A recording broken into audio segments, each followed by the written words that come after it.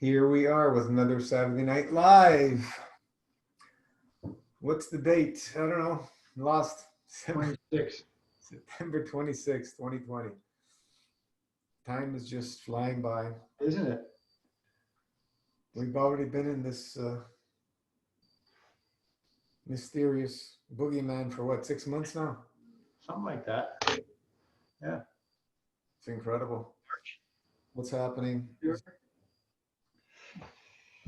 But we keep chugging along. I see people are less concerned about their health now. Very much so. Crazy, isn't it? Concerned about finances and their livelihood. Oh, that's the first thing on most people's mind is what's out there. The real estate here is going insane. same here in this state. It's just actually the whole country. Well, not the cities. Not the cities here. Everybody's getting the hell out. They're freaking burning down. They're crazy. Well, the Democrat-run ones anyway. He's selective. Well, sure. I you look at it and they're all run by the Democrats, where all the problems are. So it's funny. Not that I care one way or the other about who's in charge, but yeah, but it's really. Yeah, we have to see these things for what they are.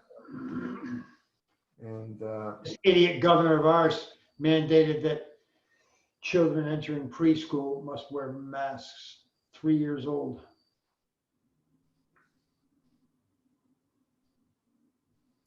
How long are we going to keep going with this? I don't know. We accept and it. Everybody just freaking bends over and complies and not say a word. They're in fear. That's crazy. They're in fear. The damage being done to those kids is probably irreparable. Yeah, that's been talked about a lot. Psychological effects. Mm-hmm. They're going to be dehumanized. That's the whole purpose, isn't it? So, again, there's lots of problems, I guess we can call them out there, but what's the solutions? And not many people are talking about any solutions. No.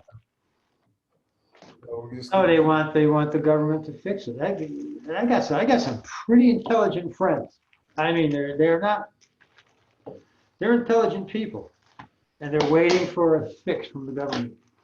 Yeah. That ain't coming. Yeah, well. We focus on going inwards. That's all we can do.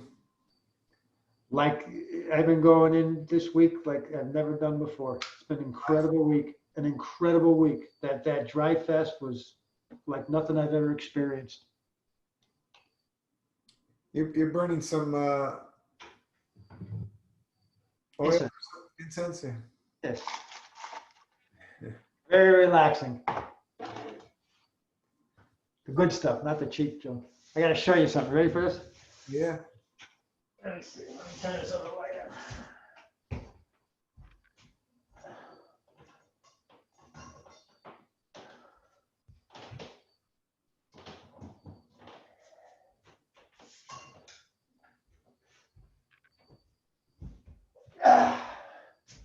Holy.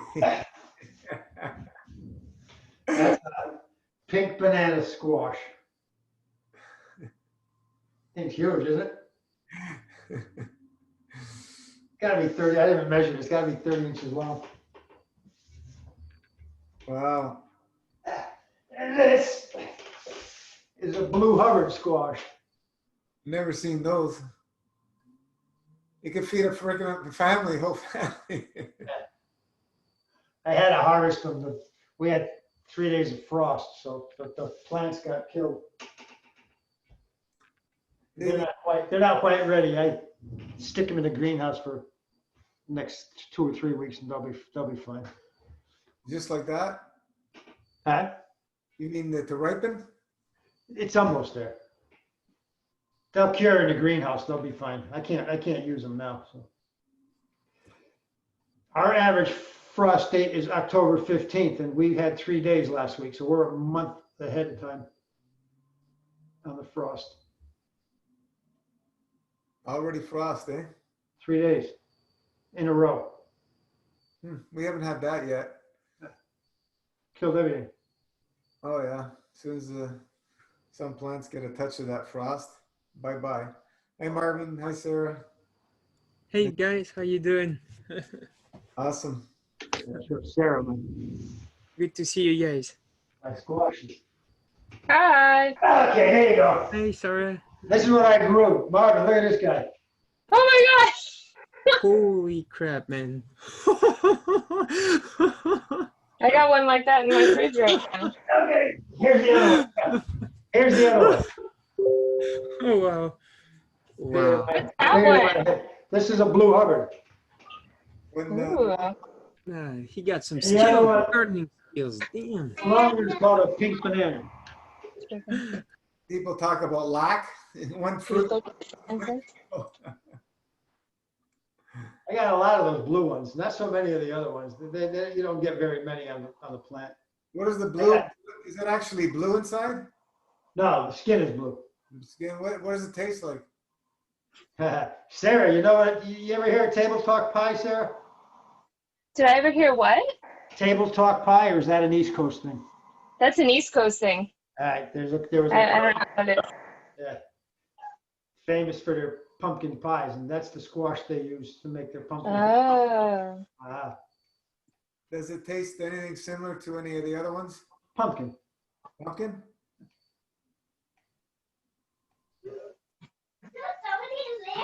Mommy, I just want another one. No, no more for you.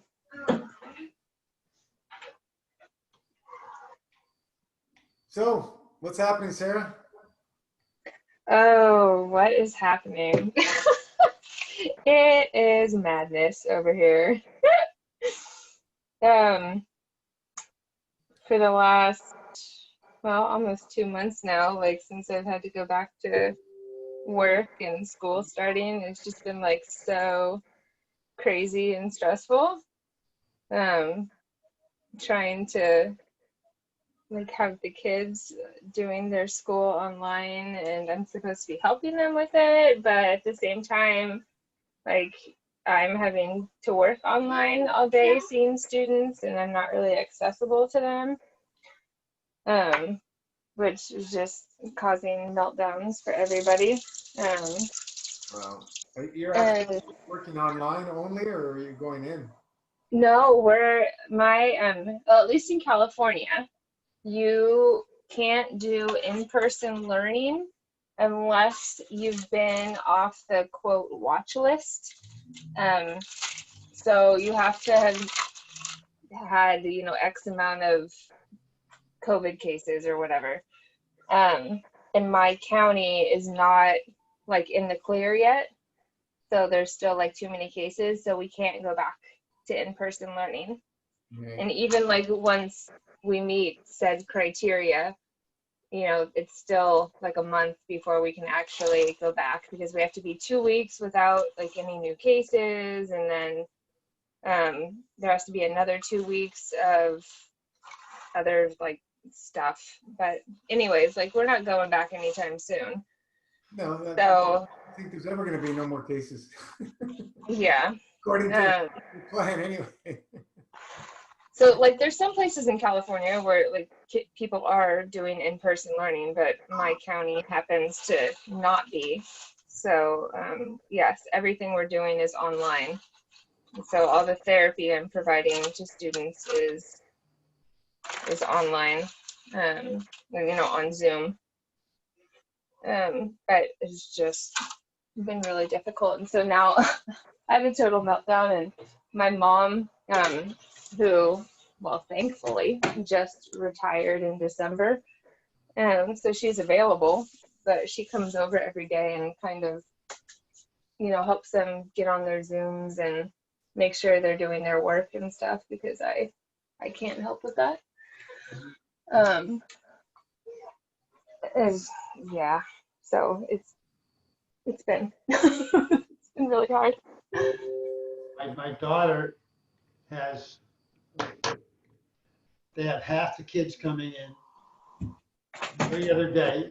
So she's physically in the building every day, but half the kids are in class. The other half are on whatever platform they're using. So she got a computer, she's got the monitor on her desk in the classroom in front of her. She said it's freaking crazy. Oh, because like they're like And then they're doing school, but they're kids doing that it are from in that home. day, yeah, the next day they're home on the computer and the other kids are in. Oh, that's crazy. It's crazy. And she said the workload is like doubled. Yeah, it's nuts. Yeah. Well, what's the solutions? What are the solutions? Throw the masks away and go to school. Yeah, right. That being said, I got a friend who just got diagnosed. Really? Yeah. Any symptoms? He was actually in a hospital for unrelated matter. And they tested him and he tested positive. They know where it came from. He's an interior designer, really good at what he does. And the job he was doing was a private job. It was a home, residential house. And I know the other fellow that was involved. Well, actually, his sister is the one that owns the house. And she's 73. She's got it. He's 68, I think. So he contracted it. The carpenter brought it. The carpenter had it. Wow. Now in California, they're like really strict about wearing masks and all this stuff. But it was interesting. Last week we were on a road trip and we went to like Las Vegas and Zion National Park and the Grand Canyon and a bunch of other little places around there. And it was really interesting, like just driving, through Nevada and Utah and Arizona and these different states, and how like in some places, like just nobody was wearing one and nobody gave a shit. And they were like, fuck this. And then other places were, strict about it. I mean, nowhere near as bad as California, but it was like interesting. I was like, oh, look, no, we didn't wear a mask a lot of the time because nobody was forcing us to. So it was nice. Yeah, it's interesting how different zones have different perspective of things, and but I don't know. It's strange times, that's for sure. Strange times. We're going through a major shift on this planet. Major shift that was needed, as we can see clearly now. Indeed. It was bound to happen. Yeah. Well, I guess it's always, if we look at the past, people have to be pushed right into a corner. Always. Go through a very hard time before they make changes, right? So this is what's happening now. But even though we're being pushed in a corner, most people don't even know they're being pushed in a corner. So asleep in that zombed out state, they don't even know if they're coming or going. Because what we've been all programmed to is just repeat things that we've been taught. That's it. No thinking process, no creativity. And this is the outcome. Everybody's wearing masks. Just say boop, everybody wears masks. So we got to continue working on ourselves and go within. There's no other solutions. There's the matter state is futile. There's not going to work. Trying to bring in somebody new in politics or whatever, it's not going to work. Hasn't worked up to now. And every time they come in, yeah, we're going to make those changes. Whatever happens, nothing. Same shit over and over. We got to work within. We got to elevate these souls, specifically these leaders, so that light pierces, comes through their soul, piercing their physicality and forces the physicality to move into peace, balance, correct conduct. I don't see any other way we're going to be able to do this. And we just, what's been happening these last several, it's been a challenge for people, man. Nobody's worried about health right now. People are worried about their finance. A lot of people have lost their work. Some people don't know, when they're going to be able to eat again or whatever. It's tough.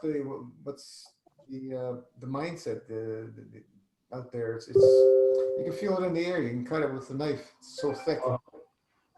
It's very thick. No matter where you go, everybody's wearing masks. They're all looking at you you're from outer space because you're not wearing a mask. Yeah. Find a lot of people will avoid you. They're right around you, right? So we elevate these souls. Total ignorance. They believe they're going to be catching something from somebody else. Okay, well, sure. Flies don't land unless it's shit. So that's their purpose, right? Clean the mess up. Gary, say that again. Clean the mess up, right? With all the cockroaches and things, and Everything has a purpose. yeah.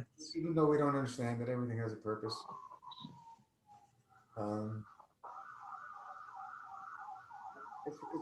It's been quite a ride these past 31 years, involved in health stuff, and an interesting ride of watching the different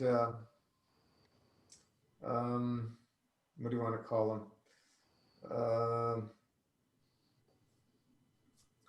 The popularity of diets and so on and so forth, and the different stages that everything's been going through in all these years. When I started vegetarianism, people thought I was cuckoo, just mentioning vegetarian. And talking about. I remember even in France they were making fun of it, like in the commercials, like they would sell ham, like pork ham, of course, and they would, like in the advertisement, were making fun of vegetarians and even showing like vegetarians breaking their diet to eat pork. When you think about it, like it's kind of crazy.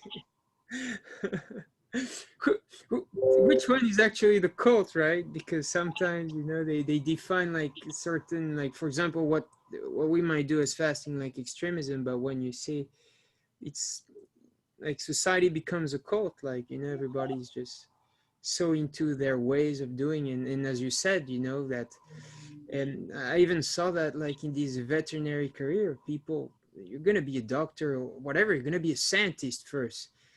Well, use your head. That's what science is about. And now everybody's here like just worrying about getting grades, right? It's not even about the knowledge, the passion behind, like, I mean, you need passion to, if you really want to know a lot about physiology, but people, they get the grades and then they forget so much. And then you're like, wow, and these people will be doctors. Kind of worrying,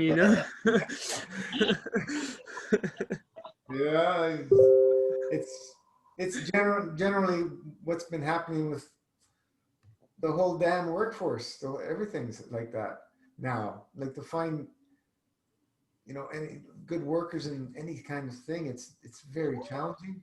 I gave up. Yeah, there you go. Steve's, has people working for him. I gave up. I have a lot of friends with businesses. Very hard to find any work at all, but work that's good, very rare. If you find somebody good, you're going to keep them, make them happy. But hey, but it's good, for example, in my case, like I'm unemployed with my mother. It's been like 2 months now, and there's been like huge drawbacks. The government has been, ever since I arrived here in the Netherlands, system has not really been working in my favor, because like you see it's the efficiency, and I don't blame anyone, but right now, it's kind of hard, and you see the time they take to like respond to applications, and they tell you that there are so many people, and you kind of get desperate, but like you need to have faith. As long as you keep persistent and like you're showing it to yourself, like I'm not that worried. And I'm glad I'm with my mother, even though it's it's kind of tough. Like I'm here to support her, because it can at least have this lifestyle, like, and when you do the fasting, that just brings you a lot of help. When my father got in jail, and I was in my 3rd week fast, and you kind of get like you can detach from it quite easily. Of course, I mean, you also need the mindset, right? But yeah, it can be hard. It can be hard for certain people, but there's always options. Like, you know, there are always options. And, you know, I'm looking now every way. You know, first of all, I was trying to be comfortable, you know, trying to stay in my city. And now I'm realizing that, you know what, I'm not just look everywhere and start moving, really, because there's no the choice, but it's gonna be good. Do they speak English in Netherlands? Or? Yeah, they do. But you know, usually it's in The Hague and Amsterdam that, well, even here, like it depends. In the student cities as well, they do speak a lot of English. But then when you go like in the other cities there, it's also a very patriotic country, right? So you see the flags. You see the flags everywhere, and which is good, right? But yeah, then they tend to be very like, you know, so in that way close to themselves. It's very like Nordic in some ways. It's very funny to deal, like, you know, sometimes with like, you know, with Dutch people as a Latino, because like, you know, you have like kind of have this fire. And even like also for Americans, you know, they do have that. But for like more cold-blooded people, you know, they get very it gets like, you know, very awkward for them, like very uncomfortable. I'm always smiling because, you know, I see that and they don't know really like how to react to things. Like it feels like they're thinking, what's the button I push for that? You know, just be yourself. But yeah, no, it's fun. So you guys are there as what, immigrants or? No. My mother is actually Dutch, so that's why we came here. At first, I came here because I wanted to study. I thought I wanted to study, but actually, I didn't want to. Yeah. I was just trying to find my way, and so I got here. Then didn't end up going to the university. So my mother joined me because she's lost her work in Mexico City, and she thought, no, you know, it's much more comfortable being in the Netherlands than in Mexico City. Work conditions, of course, much better, and you know, the country is more expensive, but literally, like, you know, I made the calculations, and you earn 4 times as more, and it's only twice as expensive. So in the end, you have twice the money, like for Right. the same positions you may end up getting in Mexico City. So Such imbalances in all over the world. yeah, it's The money system is just ludicrous. oh yeah, it's tough. Like for many people, it's tough, you know, and still, like some people, like, you know, they kind of have it easy, and you see how they don't really, like, you know, I think most of us, like, you know, we don't end up um taking really into consideration what we have, or it's only when we lose things that that, you know, we start caring for them. Because yeah, many people that then have money, they say they don't have money, but they get like 3 cars. And when you see the ones really struggling, like working 6 days 6 days a week, like 60 hours, really just to help Pay, their family, and pay they're for exhausted. cars.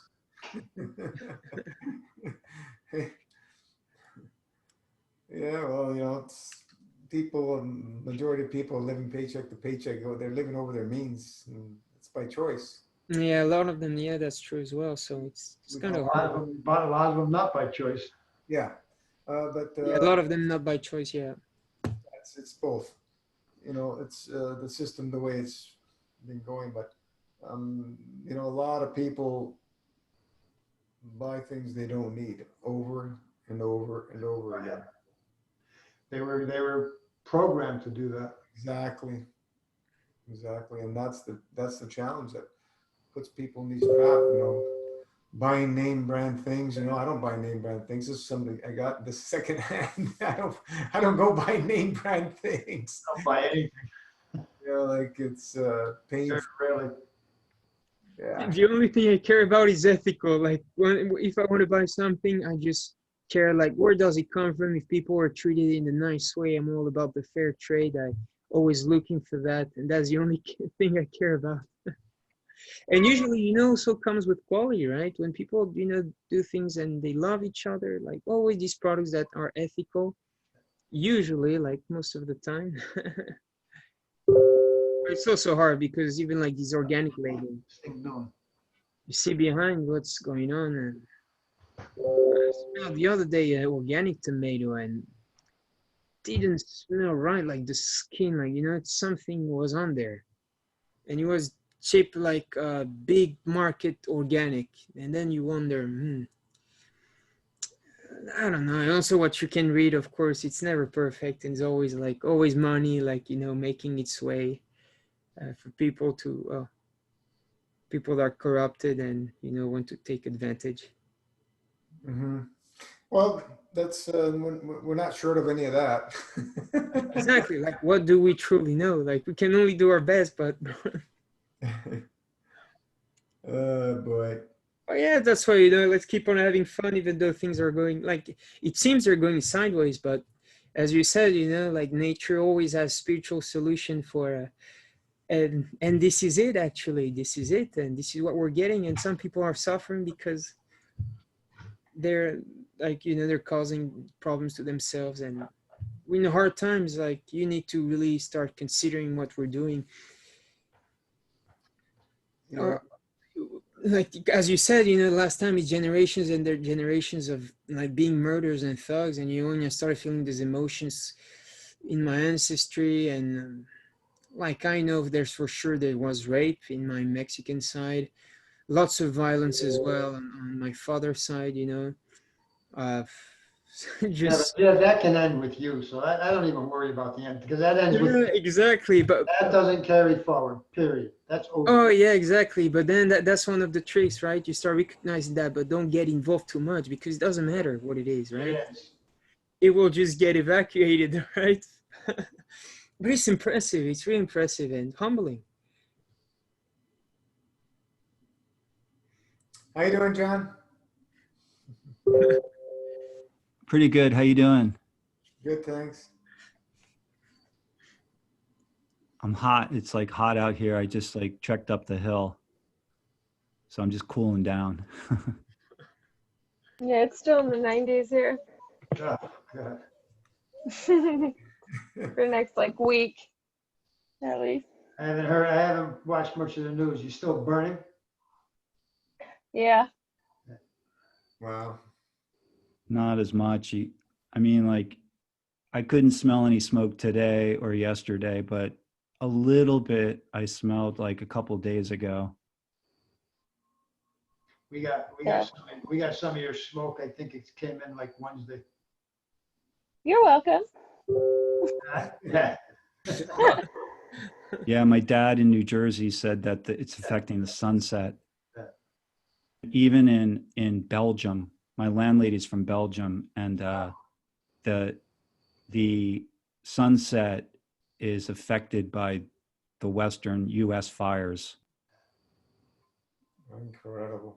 That's for sure, man. You can see the pollution here. Like these days, there's always like, now everywhere that you go, I don't know if you realize, yeah, it's like if you travel or something, but there's always like this in the distance, that thing that was never there. Like, it's never clear anymore. I went to Bali last year and I was surprised even seeing that. Like always this, I don't know, like. But even when it is clear, it's not clear. Even when there's no cloud, it's not like those blue skies are not like they were when we were kids. Yeah, that's what. Yeah, it's So like 15 years ago. It's crazy. shit they're spraying up there. You're only what, 25, Marvin? Yeah, exactly. 24. Oh, just a baby. Little baby. We're talking 40, 50 years ago. Yeah, so. Big difference in the sky. Big difference. That was, When I was growing up, my father worked, and he supported the 7-member family in a house. One income. Yep. That was possible. Not when I was not by the time I was 18 though. It was changing even then, back in the 70s. It was Yeah, it's when this, they started with the Women's Lib campaign, right? yeah. To get everybody, to take taxes from 100% of the working force, the adults, both male and female, whereas before they were only getting it from the male. So their plan worked perfectly to destroy the unit. But that was the design, the purpose of it. Had nothing to do with the rights of women. Not at all. Absolutely not. Take away their rights, more and more of their rights. Take away the family unit rights. So it's we're dealing with that repercussions, now more than ever. And, if we can't get along, we'll all be wearing masks for the rest of our time here, because they ain't gonna back down on this. If we allow it, they're not gonna back down. Oh, wait. And it doubled down. Yeah, their agenda, they're moving full force, completely. Doesn't matter about COVID anymore. They openly said it. Not about COVID. It's about their agenda, and they talk about the climate change stuff and all that crap. Climate change has always been around. I posted that video from Greg Braden, but this has been known for a long time. You don't need somebody to tell you. It's common sense. Climate change has always been here since the beginning of time. Do humans have an effect on the climate? Absolutely. Absolutely. Are humans making weather changes? Absolutely. Absolutely. We've discussed that before. In Canada, I'm sure other places, they have the Weather Control Act since the 70s. These patents, the patents for the geoengineering go back to the late 1890s. When the first patents, I think it was 1897, the first patent came out. To bring out a law, basically, it's been there for a while. Then they said, okay, we need to bring in a law because it's how it started happening more and more. I guess people playing around with the weather or whatever. But there's a site I go to. You guys from Northern California, and every Saturday he puts out a podcast on the state. It's geoengineering actually, and he always plays a clip from President Johnson. So this goes back to the 60s, right? And in it, he's talking about weather modification. And I mean, he's like a raving maniac the way he's talking. Like he's a freaking gospel or something. And he says, he who controls the weather controls the world. I mean, the president. At the time, it was the vice president of the United States. Oh, the vice president. Yeah, at the time, he was vice president at the time. You can do everything, like even make earthquakes. When you see that process, I got it. Like, when I started researching, I was 19. I was not doing anything in my mother's place. I was lost, but spending so much time on the internet, and you'd see like the process. Like I would love so much science all the time, and you'd see how they do it.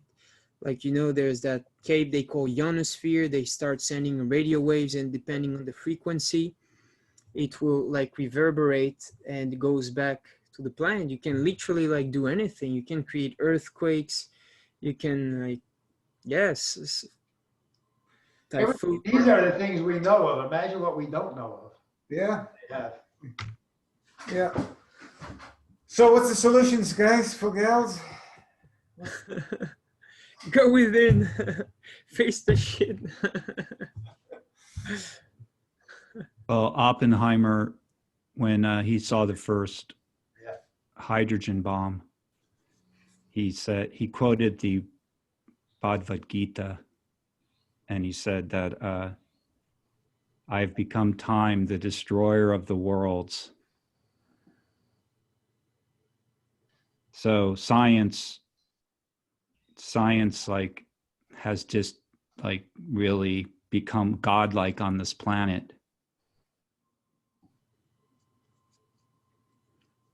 Exactly. It's replaced God. That's what it is. Look what's happening with this medical science right now. I work for a scientific department, you know, at UC Berkeley, Earth and Planetary Science. So we have seismology, geology, geophysics, atmospheric science. And, you know, there are some good people there who are humble and kind. And there are also, there's the whole gamut. Yeah. So it's very weird. It's just weird. Like, like how people act, you know, it's total,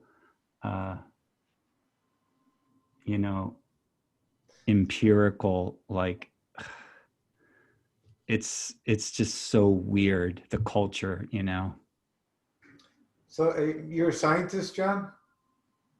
No, I'm not a trained scientist. My background's in English literature, but no, I'm the field coordinator. So I do field trips and I also do safety in the building. So, but you know, the campus is completely shut down now. It's like 98% shut down. So, you know, I have essential access to the building, so I can go in there, but they don't, even though I have essential access, they don't really want me there unless I absolutely have to do something. Right. So what are they going to do with all these empty buildings? Good question. Hey, you know what? Like the city of Berkeley, there are about upwards to 70,000 people who are not here in town when they normally would be. So to be honest, it's really nice to have like, it's like I have the whole campus to myself. And then imagine what that's doing to the tax base. Well, yeah, I'm living in total ignorant bliss. I'm just like walking around. It's like, yeah, cool. I have this whole place. I mean, I felt the same way. Driving, you know, when I'm out driving around. Friday, I was coming home. Actually, it's not ignorant bliss. It's the true bliss. And I was listening to the traffic report on the radio, and the guy said for the first time in 6 months, I got a report that there's some traffic concerns in Hartford. I'm like, Jesus, oh, they're all coming back out. Yeah, it's weird. We It's had like no traffic problems, whatsoever since the shutdown. It was actually kind Yeah, there's like no traffic here either. We've gone on some road trips. Even like drove like through LA and stuff, like which there's always traffic in LA, and there was like none. Oh, God. Yeah, You see I don't know if you've seen the pictures out of Times Square and down. yeah, that's scary. It's a freaking ghost town. Is it really? That city's done. It will not come back.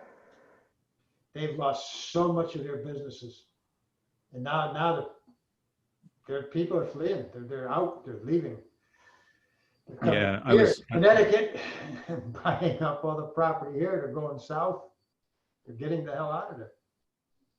There's this it's really crazy. It's like I was watching like this evangelist minister, you know, Bible banger was in Times Square, and like it was completely empty, and all of the neon signs were still on. They were like all flashing, like all these, you know, like Really? you know, Ralph Lauren and like, you know, and it was so surreal. And then here was this guy, you know, preaching the book of Revelations, and like it was cool. And actually it was a really good sermon. Like the guy, and he was just there at Times Square, and it was like, wow, you know, that is a trip.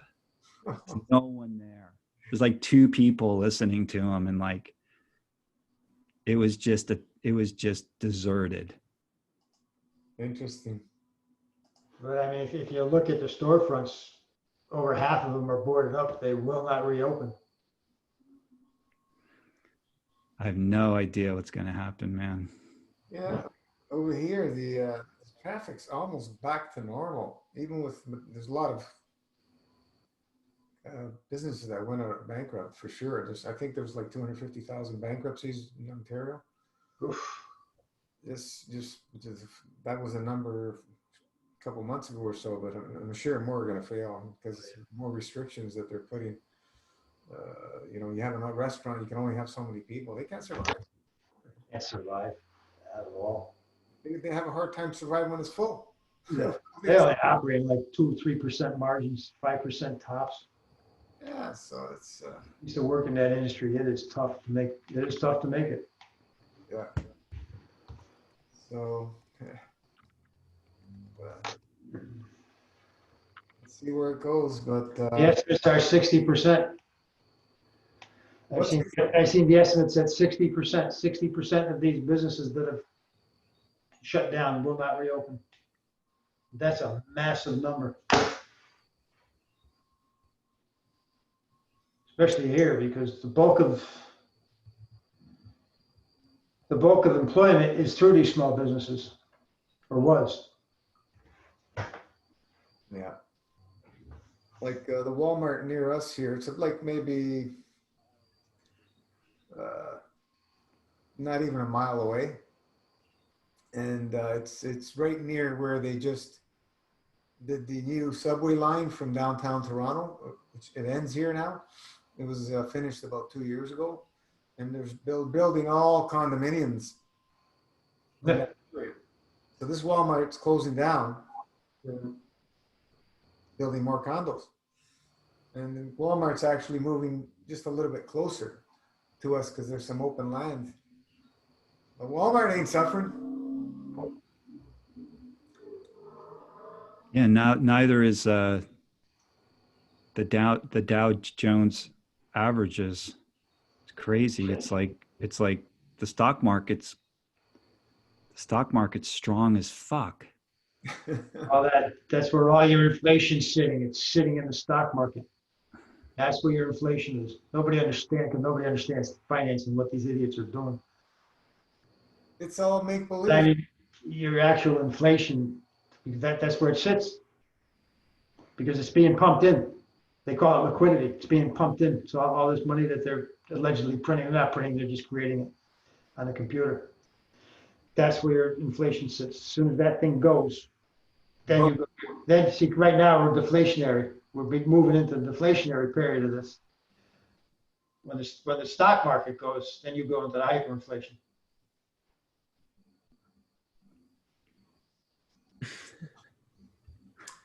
That's what is concerned on most people right now is what I see. It's nothing to do with health. They're concerned about, are they going to be able to survive? Yeah. So those of us who've been preparing, be able to go on for a while until things cool off and the changes get implemented because of people being forced to make changes, because that's not going to happen any other way. If it didn't happen up to now, 6 months into this, it's got to happen. It's got to be by force or by light. There's nothing going to be in between. I can't see it. No. Politicians ain't going to do it. Not going to be smooth. Some crazy stuff's happened up here. The guy in Quebec gets a visit from a police officer because he made a post on Facebook. The guy goes, "What? Go ask Mark Zuckerberg. I have nothing to do with that." They arrested a mother, and I forgot what state it was in. I just saw it. I scanned it. So they arrested this mother for failing to wear a mask in the bleachers. Oh yeah, I've seen that one. They tased her. They actually tased her. And yet the kids on the field don't have masks on. So they're setting examples. huh? They're setting examples. Exactly what they're doing. That's all it is. Exactly what it is. Put fear in people. Yeah. I wonder how these people sleep. That's about it. I got to elevate these souls because, yeah, how do they look? How do they live with themselves? I don't know.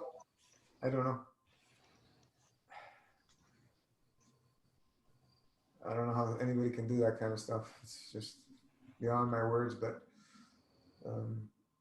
the dollar sign is a big influence, that's for sure. And they can't think beyond that because otherwise they wouldn't do it. Why would you? That's why you have all these science. If you go back to the sciences, why you have all these scientists not saying anything about anything that's been going on because they want their 401ks protected and their paychecks. Yeah. Why would anybody willfully contribute to their own demise? They don't understand that it's their own demise. That's the only way they would do it. They can't see that far ahead of, doing these things. So we just elevate these souls and continue to elevate. Anybody else got any other solutions?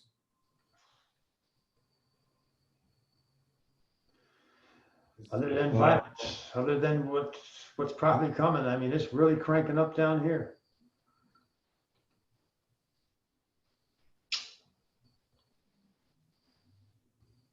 The shooting war has started. Lots more shootings. It started. It has started. Oh, yeah.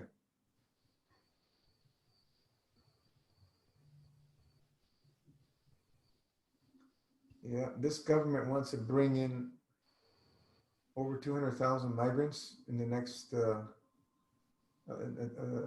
until the 2030 or something crazy like that. We only have 35 million in Canada.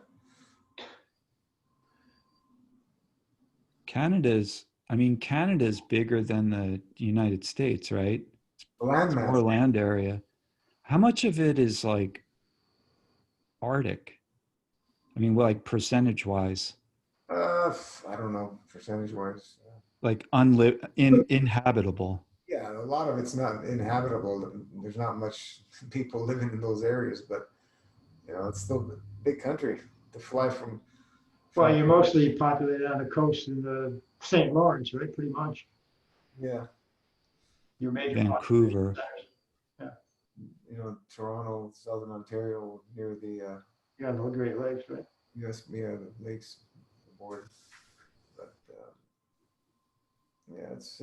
Well, I mean, historically, Canada was like very liberal when it came to immigration. Like they let in a lot of. I'm trying to think of who it was. They let in. Huh? It let in a lot of different cultures, different times. Like when my parents came, they were letting in a lot of Italians. Well, yeah, but I mean, after Italians and after the French came, it was like, I'm just thinking, I don't know if it was like an Eastern Bloc. Yeah, but we have I think there's like 70 standalone cultures in Toronto or more. And a lot of different cultures. Yeah, in a good way, Yeah, you'll see. Like, I mean, like they're letting in 200,000 over the course of 10 years. That's not that many. 200 million. 200 million? That's what I read. That just sounds insane. Wow. Look what they did in Europe. Canada. They wanted to become Canada.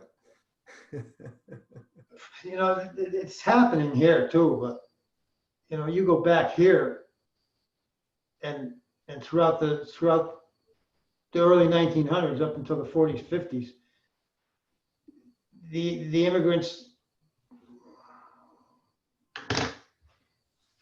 they became part of society.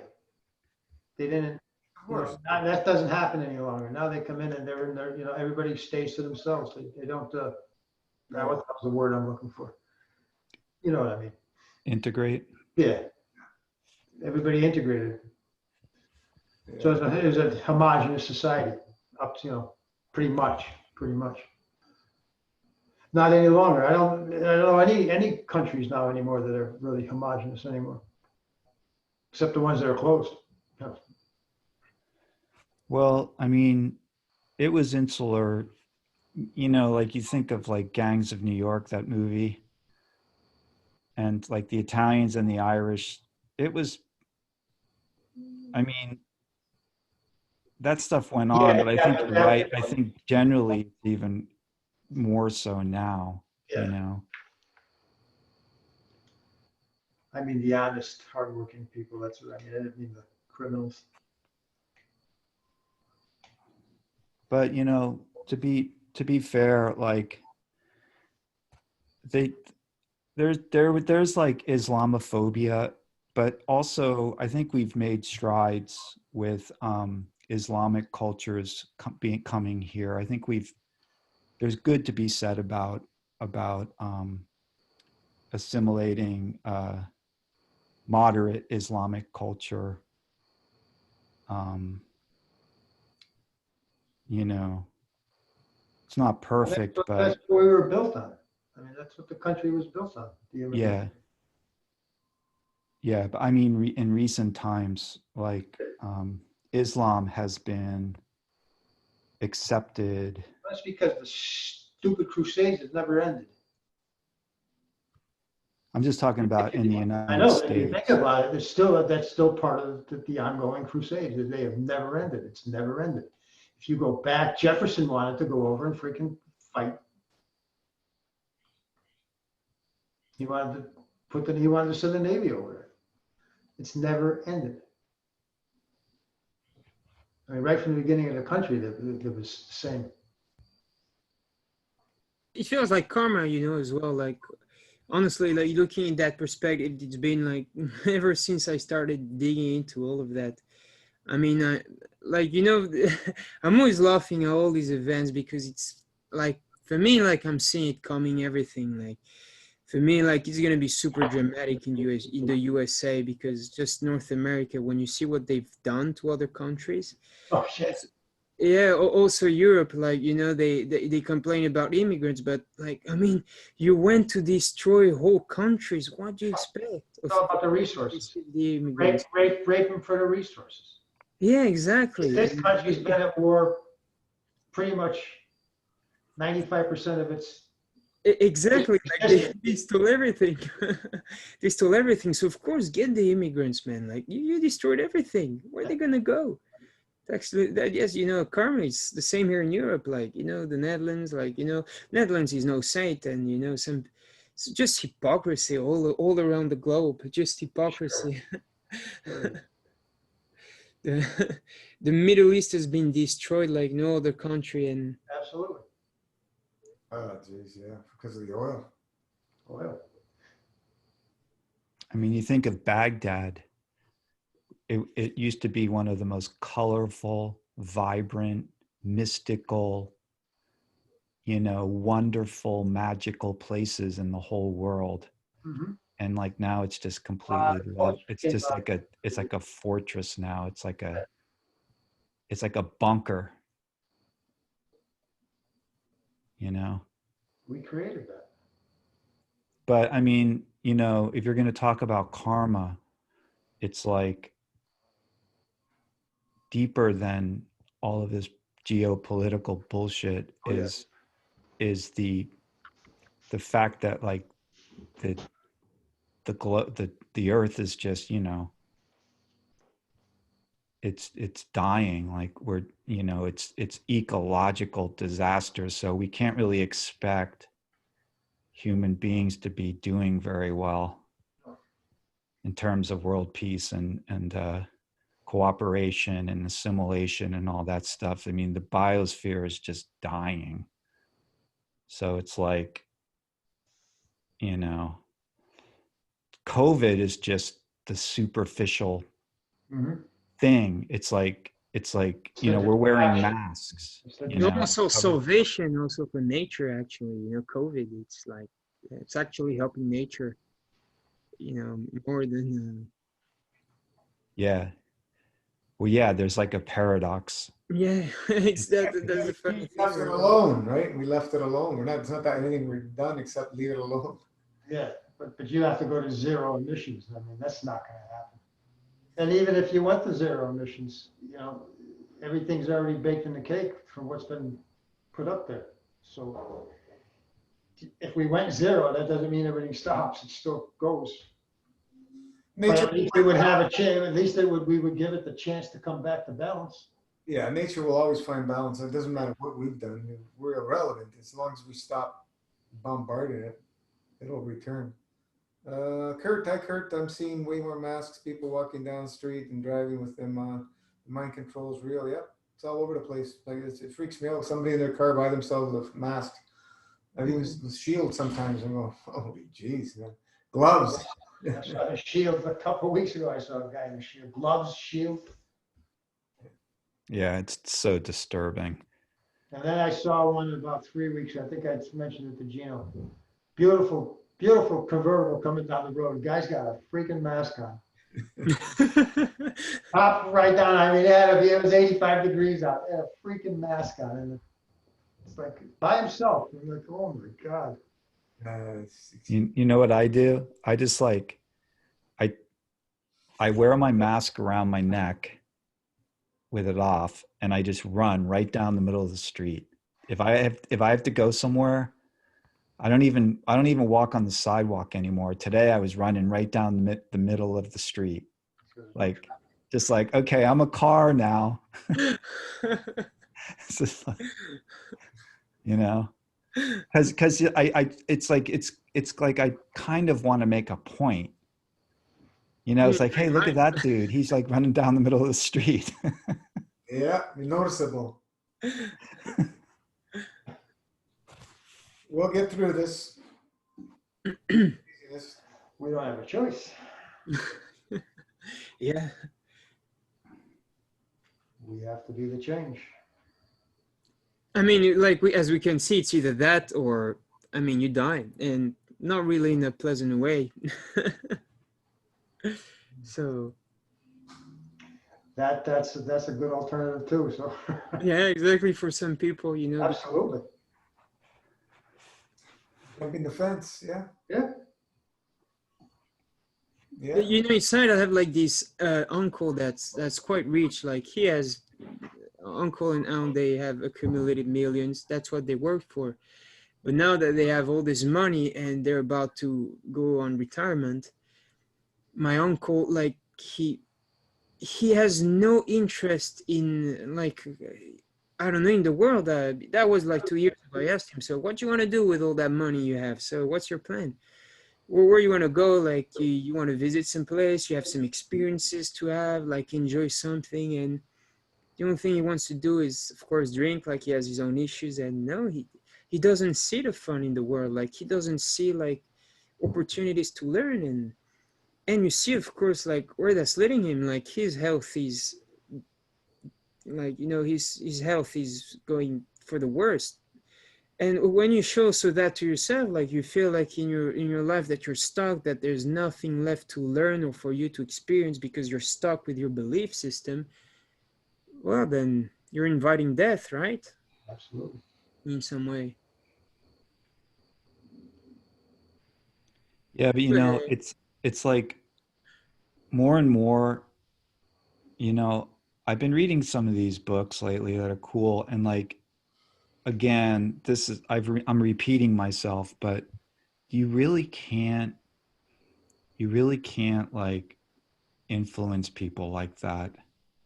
You know, they have to find God on their own. It's really hard to evangelize. And like I try to do it with my brother, and it just doesn't work. It always flies back in your face when you attempt to, you know, show the light or show people the light.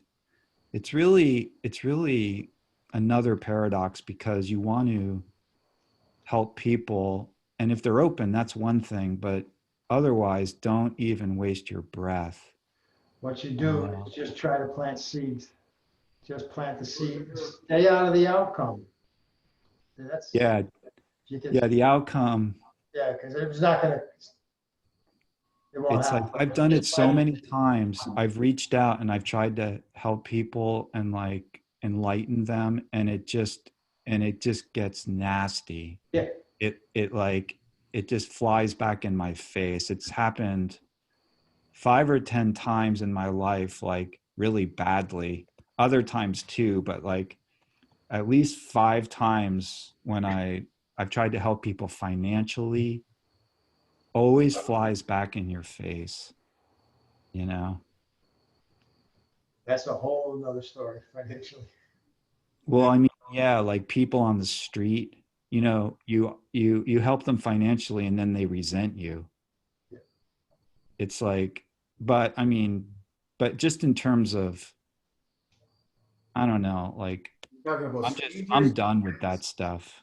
Yeah, it's true. And you know, like, let's be honest, like, what's the big deal about being homeless? Well, Like when you no, I mean, when you really think about it, like some people really have it hard because, you Depends know, what, we have this belief system. But when you consider yourself, like, I mean, I'm home wherever I am. Like, you know, that's some things that I really started to feel for myself. Like, you know, I'm always in vacation no matter what. You know, wherever I go, like, you know, I must feel like, you know, I can sleep there. You know, that's why, you know, I like to sleep on the floor in my bedroom. You know, like, you know, just feel comfortable everywhere. Like for me, it wouldn't be an issue. what about a woman though? Ah, no, What that's if for you're, sure, man. That's for what if sure. you're a woman? Yeah. Or what it, you just, I mean, people don't have the intelligence to get off the street and get from under the freeway. They're living down under the freeway. It's like, why do you have to live under the freeway? You know, like why can't you live up in a in the state park or like out in the woods? It's like, so people, the psychology behind it is so deep. Like Exactly. That's so like true. looking like for if I were homeless, you know, I would have a van and I would be at the beach, you know. It's like, but I don't know. It's, and especially for women, it's like women don't want to be homeless, you know. no women need it's that looking for the handout mentality, right? Because you can get more handouts in a city than you can in the woods. No handouts in the woods. Yeah, I know. Well, that's what I mean. It fully depends on the Very, psychology. yeah, very deep. There are some very intelligent homeless people who live pretty well. Yeah. Yeah, for a lot, it's a choice. I don't know if you guys know that YouTube channel is a nice YouTube channel where it's a guy just interviewing people that have been homeless for a long time. I don't know if you watch those videos. Yeah, It's or the people who live like under the street in New York City. They're like the subterraneans. They like their whole communities who live like underground in New York City. in Las Vegas. I saw that. Yeah. They never leave. No.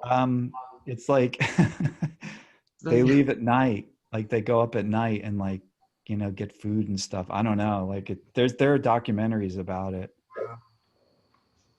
There's actually like, I think one documentary like won an award. They live in the tunnels. Yeah, they live in the tunnels. They're like tunnel rats. Where have we gone wrong?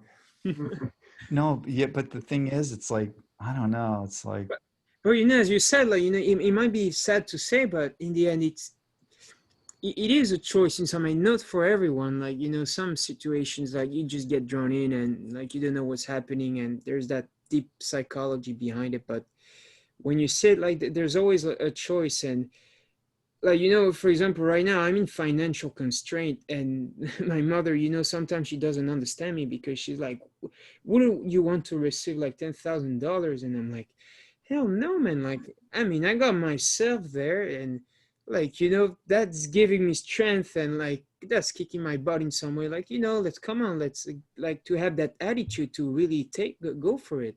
You know, because I've had that project for 3 years, like to start doing certain things about like this yoga and whatever on YouTube. But you know, and like you just feel too comfortable, and this is what happens until you like you're put in a place where you realize, oh shit, maybe I should do something about it now.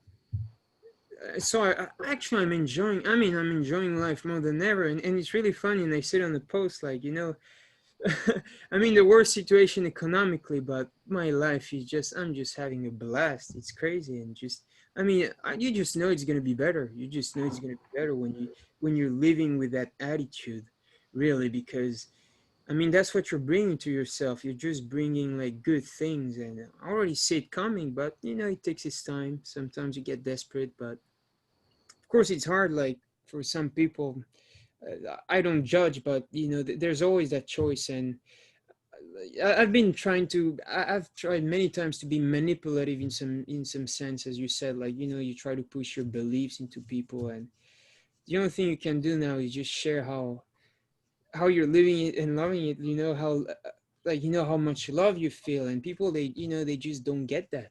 And that's how I you know I touch people's heart like in my last job. Like they would just see me smiling all the time, like not caring at all, even if they would really like you know have an argument about what I was doing, like you know look skinny, they could not handle like you know the intensity or the full power of it, like you know not being intense with people, but you know like being so full in your expression. People who just don't get it, and they like you know they Their get field strength is too high. yeah and like you know and they don't even want to like you know they get not scared in some way, but they may think you're crazy for sure, but you know like in some sense you get a lot of respect. Like people would come up to me asking me for advice, and you know in the end I'm like no, you know just do what feels nice for you, and of course I advise that and that, but you know do what it feels good for you. And some started into intermittent fasting a lot and would come up to me and tell me about their stories, and I just tell them, man, that's amazing, I'm so glad for you. The good thing is that you're feeling it, right? And yeah, it's so no, I'm optimistic actually. Like you know I see the shit coming and even maybe worse coming, but honestly I'm so optimistic because you know I feel so much like I came here for this, you know.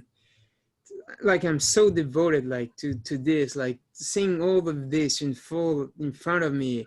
I don't know, it drives me so it may sound sadistic, but you know I feel like wow man, I'm gonna have fun. You know I'm not gonna have fun of course because it's gonna be tough, but you know I'm like I'm here for that, man. I'm full power for that, you know, just like it's tough and just to bring the love here because Hi, Janice. we're being forced with this COVID thing, but I think like things will turn for the better. When Steve said that people are leaving the cities, well, hopefully they start living more in the countryside, and start doing more farming. You know, more community. That's not the part of the agenda. Yeah, The agenda is to round up everybody in cities. yeah. It's but you know things never goes like Yes. you know. And they just ring them. That's the agenda. It's interesting what's happening. Very interesting. There's The ones that are leaving have the means to leave. That's the ones that are leaving. right. They have the wherewithal, Yeah. financial ability to leave. If you don't have the finances, where you can't go anywhere. Anywhere. Especially if you're in an area where things have, you know, would be tough to sell your home or stuff like that because of the situation that's happening. But hey, Well, the real estate market in New York City is like dead. exactly. Well, here it's booming. But here in Connecticut, they're buying, you know, we're right next door. But some of the companies are starting to demand that their employees come back in physically. So we'll see how that goes. Oh, really? Yeah. The financial people. Interesting.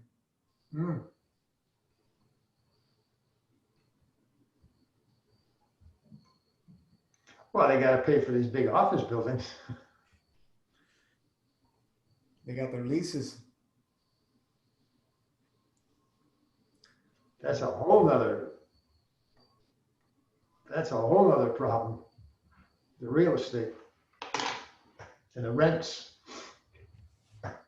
Well, if the government here gets their way bringing in 200 million migrants, it's invest in real estate. It's like I don't know how long it's been going here, but I think it's like 15 years. It's Yeah, it's crazy, especially out on the West Coast. it's insane. And nothing makes any sense. I used to watch it. I would get, I forgot what site I was on. Every week they would show what $1 million buys you in Vancouver. It's like nothing. This, my house would be $1 million house at that point up there. That was all the Chinese money getting the hell out of China. That's what that was. Yeah, there's a lot of that. So what, I mean, like, are they gonna, what kinds of jobs are they gonna put, is it gonna be like an agricultural revolution, or Who knows? you know, global warming, I, the breadbasket of the United States, Kansas and Nebraska and Arkansas and Ohio, the whole breadbasket is like starting to inch its way up to the north. But So there's like a they're problem saying with that like pretty soon with global warming, that Canada is going to be the breadbasket. But it won't be. Huh? There's a problem with that because those soils cannot sustain that kind of agriculture. There's a problem. I mean, Yeah. you're right, and you're right in what you're saying about it moving north. And it's going, what was it, 20 miles a year or something? I mean, it's moving pretty quick. 20 miles a decade, I forgot what it was. It's moving. Yeah. It's not like Same 20 with the desertification of the country. That's moving eastward. Well, yeah, because like the United States has the Great Prairie, and Yeah. that's like super rich. Well, it was. That's changed too. That's all depleted too. Monoculture killed that. Yeah. Chemical fertilization. There's a guy The biggest one's the monoculture. there's a like in geography, which is the department upstairs from where I work, there's a geographer who studies prairie grasses. Like that's his specialty, and like bringing back the actual prairie grasses. And he's pretty cool. But like, so like, yeah. But the thing is that in Canada, I mean, like places like Saskatchewan and places that are deeply forested, you know, we have the technology to you know, for agriculture, like with that much land, like But at those a cost. giant provinces in Canada. But at a cost. Yeah. Their I plan, don't mean a financial cost, at an environmental cost. environmental, but their plan is to not to kill agriculture. It's going to be all done through feeding the people. Will be done through corporations. Yeah. You know, like the lab meats and stuff like that. And you're moving so quick now to automation that these jobs that are gone are not coming back, period. Yeah. The bulk of these jobs that went away are not coming back. So these new jobs of you know, growing meat in labs or stuff like that will be available, and But that'll be automated, so that's not work. there's always going to be some people that are going to be there, and then you're going to. I saw pictures of machine shops where there's nobody there. They're running 24/7. Really Couple guys up in the complete automated. completely automated, 100% automated. So even Trump's big, you know, push to bring these factories back, they'll come back. But they're going to be automated. This is where you know, this whole thing about this whole automation that's been happening right now with the technology we have. Pretty much most of these mundane jobs don't need to be around. Can be all done through machinery, computers, etc. So, what are all these people that were working these jobs going to do? Exactly. Get creative. Finally. Exactly, but how are these people going to how are they going to maintain a livelihood? Wow. This is where you need something like, not a socialist system, but what do they call, the universal type of income that people will benefit off these corporations. Yeah. You know, and a simple way to do that is tax all the automation, not the people. You never tax the people.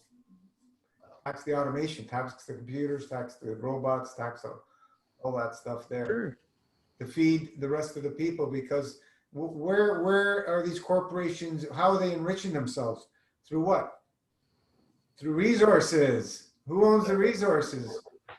Nobody. It's Nobody.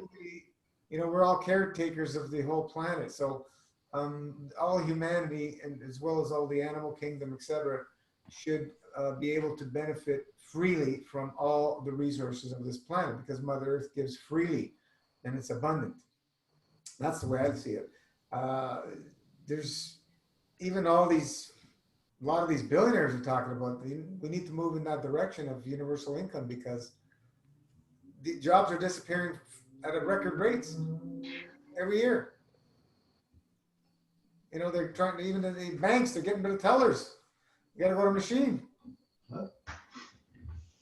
But here's the thing, like I don't know, you know, all of the conspiracy stuff, like I'm sure a lot of it's true, but like you can grow food anywhere. Like they're doing Yes, you can, but you can't do it at scale.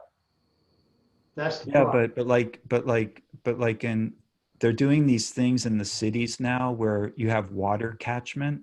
Hmm. So like before, where there was like, you know, a giant gargoyle on the side of a building, now they have like these water catchments that are up on the roofs of buildings, and like you can grow tons of food on the top of a building. They're doing it. You know, so like there's a lot of new technology with water catchment that's really cool. And like, you know, people, like you see these aerial photographs of like the tops of cityscapes, and like all these people are growing gardens. So like you can grow food anywhere. It's really easy. If You the weather know? is available, otherwise you got to do greenhouses and stuff. But yeah, there's, I don't know, one of the big fancy hotels downtown. They have a garden on the rooftop where they get a lot of their food from in the summer. Yeah, we have to stay positive. You know, there's a lot of good technology and people doing really cool stuff. Yeah, for sure. There's You know, we something. have like we have wind power. You know, it's like, I don't know, it's like technology is really cool. You know, again, it's like you have to create your own belief system, you know, or you get caught up in all this weird stuff. You know what I mean? I mean, I definitely instinctively think that there's a conspiracy going on with these masks and everything. You know, it's very instinctive. And it's like when 9/11 happened, you know. Mm-hmm. It's like the first thing I thought was, it's an inside job, you know.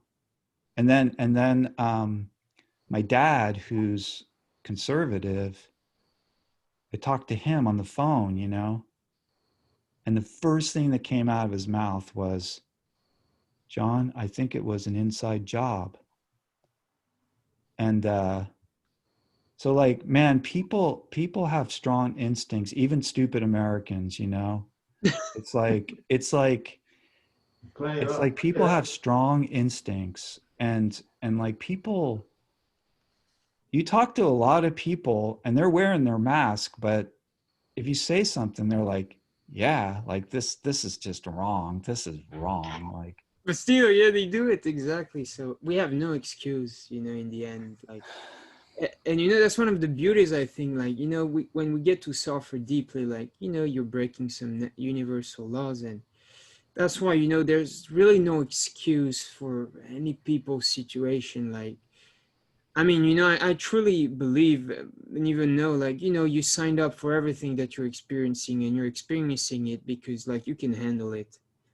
And those that choose, like, to have an attitude of, you know, the victim, like, we know, like most of us, then is their choice. But, you know, you cannot afford to be a victim. That just puts you in such a compromised situation where, like, you're just giving away your power. And that's just basic. I mean, like, you're just talking about, for example, technology. So true. Now I have this plan, and I'm kind of lazy, but keeping so many seeds of pumpkin, I just want to plant everywhere in my neighborhood, and like all these green patches, like just don't care, don't ask no permission, just plant there something and everywhere, you know, and you know, start get this going, like, you know, even that's why I wanted to do like these things on YouTube, like you put this out on YouTube, people see it, and hopefully it will spark another person doing it. And it's just as simple as that, you know, just as simple as that. You know, the blessings of these financial constraints is that like you get to really be meticulous about how you spend your money, and then you realize like you don't even need that much money. You don't need that much. Hey Marvin, Tell but me. what do you mean by that we all signed up for this? Like, you know, I truly believe like, you know, the life we're living, like, you know, we like, you know, what's like, you know, we came here for the learning, like, you know, we're always Supposed to be here at this time. yeah, like we're always here, like, you know, to experience something because that's the intention set up, you know, everything aligns, like, you know, we come from consciousness, intention, and then everything aligns up to the physical. And, you know, this feels like, you know, that's why the physical. So in the same time, like, you know, before coming here, like you signed up for everything. Of course, I don't believe like, you know, the future is always probable. Like, you know, you can see into the future. And even if you're not clairvoyant, like you can have a good guess, like how things will go, right? Depending on the faculties you have.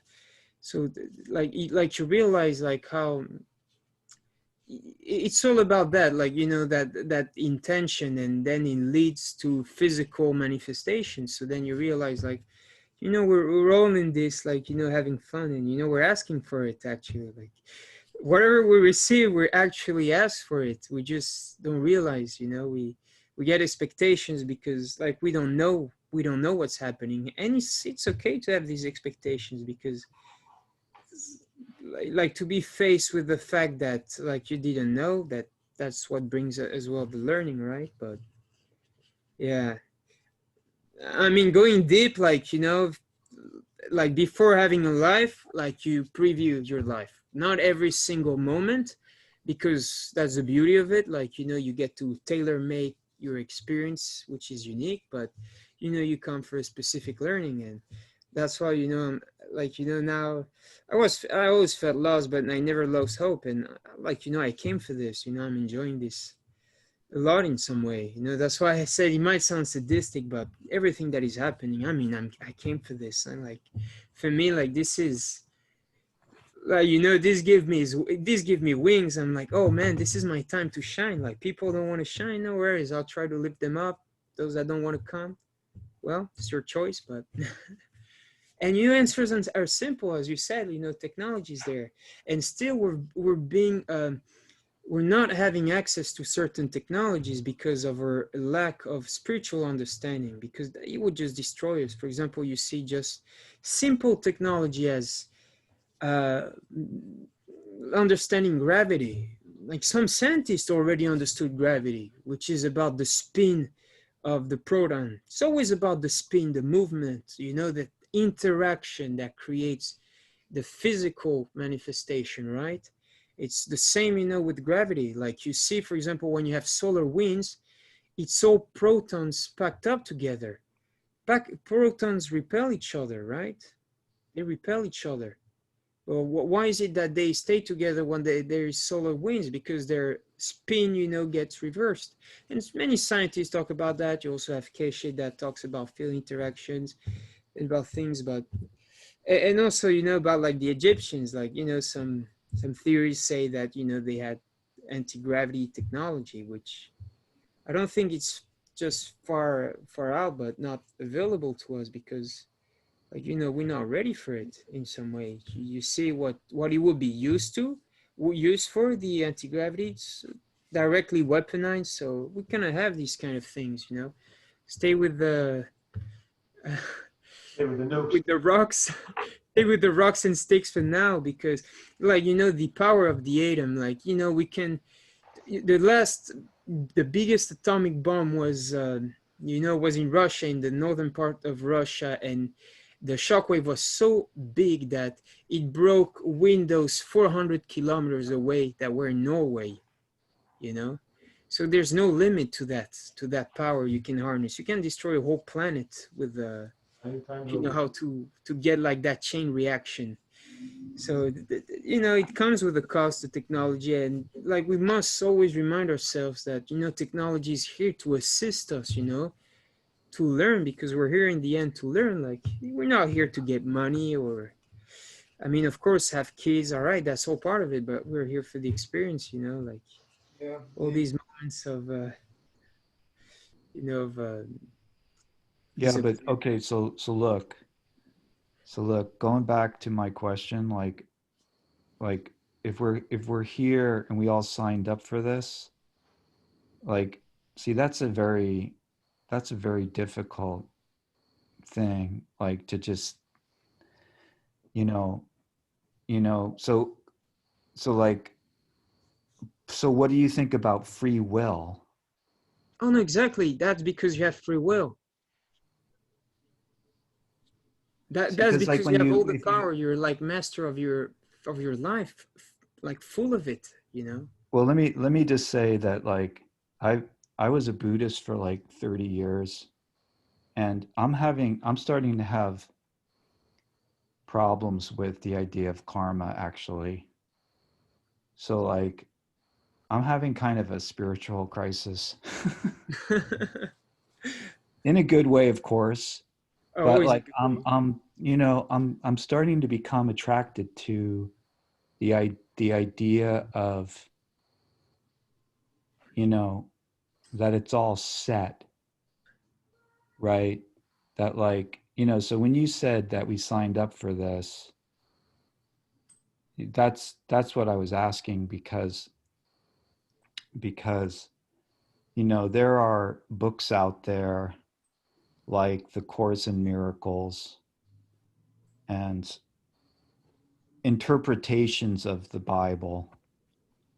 I won't say the Bible, but interpretations of the Bible, where, I mean, I'm interested to know what you guys think and what Gino thinks about it. And like, I mean, are you guys like, Christian? Or I haven't been really able to understand, like, is any kind of esoteric Christianity, or like the most kind of like ancient forms of Christianity, like a scene Christianity, like where people were sitting around fasting all the time and meditating. It's like, what do you guys like? What are you into? I'm just kind of curious about, like, because like this whole conspiracy thing, it doesn't really, like, because if you have faith, right?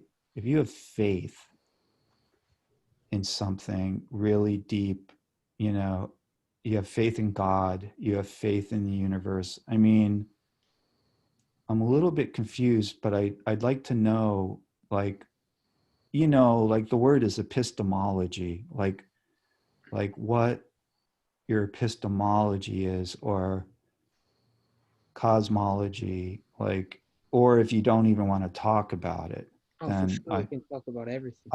I fully understand if people don't want to talk about it, but like, I'm interested in Gino's, like, because the thing is, it's like, you guys aren't into hard science. I understand the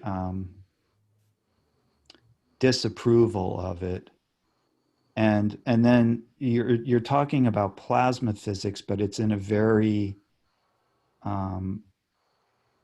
it's experiential. So Exactly, like, it's you nothing. It's fast not real. enough, Yeah. and then you begin to become attracted to the ideas of plasma physics, because you're fasting and your mind is in a state where you can understand that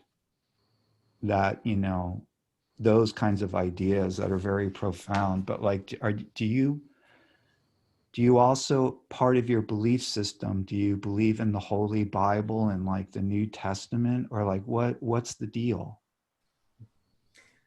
Well, when people talk about the Bible, which version? Do you know how many versions there are? Well, yeah, And I that's know that there are versions, but I mean, the the thread of truth runs. what are generally like, okay, so first of all, like you have the Dead Sea Scrolls. So you have the writings that are on top of the canon, you know, the um the writings that came that were found later. But whether it's whatever you want to say, like whether it's the King James version or whether it's like revivalist baptism, I'm Baptist, whatever it is, like how do you like reflect on the Bible? Well, it's written by people who experience something, right? And that's what's been written through, and it's been carried on for all these years, and that's what we're reading in that person's experience, all the different people that contributed to it. Um, I I look at things, we're calling plasma science, but this is where mainstream science, doesn't even believe in a soul, for the most part. So this is where science actually meets soul. Is there a purpose for the sciences we have today? Absolutely. That they were contributing most part for the destruction of this planet. That's their purpose. Like what else did science bring forth to us? Mainstream science. What did it really do for us? Look at it. We're wearing masks now. So I don't have high regards for it, but is there a purpose for it? Yeah, there's good stuff within the mainstream sciences as well, but the whole thing of how it came to be and so on and so forth, I don't like it because it's all based on a monetary system where you can create any science you want as long as you have enough zeros behind you. Yep. You can create any science. So going into the realm of where science meets soul, we're not talking about physicality. We're going into the realm of fields because we have this new understanding. We don't know it. We don't know everything. We have a new understanding that we're starting to experience of coming to understand that everything comes through the fields first to be manifested in this material realm on this planet. And when we try and change things in the fields through matter, we're not going to see much happening. But when we focus on the fields to change matter, we see amazing, wonderful things happen. And that's the experiences that we're seeing, in master fasting and so on and so forth. But as far as my growing up was Roman Catholic, hardcore Roman Catholic. My parents went to church every Sunday and they forced us to go to church up until I was about 15, 16. I was even an altar boy for a couple of years. And I went to tour Europe at 15 years old with a priest and a couple other friends. Actually, a couple of friends and one of their cousins. So we toured a lot of Italy, and it was a great experience for what that brought. But So Gino, so like forget the church for one second. Like if you just look at the folklore of the story of Jesus Christ and the miracles of Jesus Christ, right? He turned water into wine, he fed the multitudes with a basket of fish. Yeah. He healed the leper, he rose Lazarus from the dead. yeah, It's like if you these just look at those stories, like those are true. have witness accounts according to what's written, right? They have witnesses and that's why Yeah. stories came through. So Christ was a master of the fields. You can't do Yeah. it without being a master of the fields. So Huh? you cannot do stuff like that without being a master of the fields. Yeah. If you read the context of Jesus's words what I'm looking for, in account of the fields, you get a whole different picture. Yeah. Because in the shamanic world, that stuff happens. Of course. Like I was in the Amazon, and this guy, I have a hip injury, right, that I've had for like 8 years. And this guy just said to me after a ceremony, he said, well, you have that metal down there. That's not helping very much. And I had a surgery when I was 14 with my appendix. So I have stainless steel staples in my appendix. Really? Yeah. So I have metal down there, and I never told him a single word about that. So he looked right into my life and told me that I had metal down there and it wasn't helping me. Yeah. Because it's right next to the injury. So that guy, here's a guy, I don't know him from Adam, and he told me that, about something that was inside my body.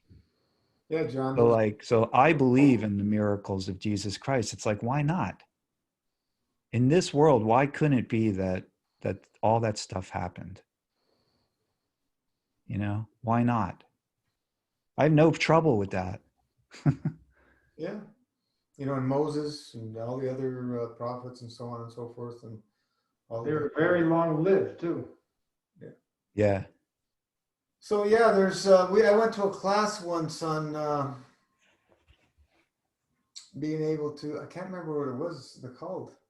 It was on working with the fields and being able to see the challenges people had within their bodies. And everybody was able to do it when we practiced. Everybody was able to do it. So that was just, it was a 2-day class. 2 days. And you're scanning people and there's a problem right here. Yeah. Like so why don't we all do this? Because we don't practice, and it's been not it's been made taboo for any of these things in our upbringing. No, that's all bullshit. You know what I mean? You got to look at the sciences. That's the way most of us have been brought up. Whereas you get these people that have been in remote areas, these shaman and so on and so forth, they're still doing this stuff. And it's been carries on through their generations. If they don't get all brainwashed with going into cities and stuff and the type of living that we have. But yeah, I know, John, this stuff happens all the time. I've met people that did things like that and can see things and so on and so forth. I have a cousin who has been always communicating with spirits who have moved on, right, since he was a kid. And he in his home, the cupboards and lights going on and off, and people freak out. These spirits have never harmed me. I'm not scared of them. He's helped many people overcome certain illnesses and so on with hands-on healing and this and that. There was one couple I remember, a fireman and his wife, that moved into this home, and they paid, I don't know how much money. People tell them that you have to move out. It's all haunted, evil spirits. My cousin goes over there, and he goes, this is the story he told me. He goes, I talked to the spirit that was there. It was the guy who died at the property, at the farm. And he said, listen, you got this new couple here with their child.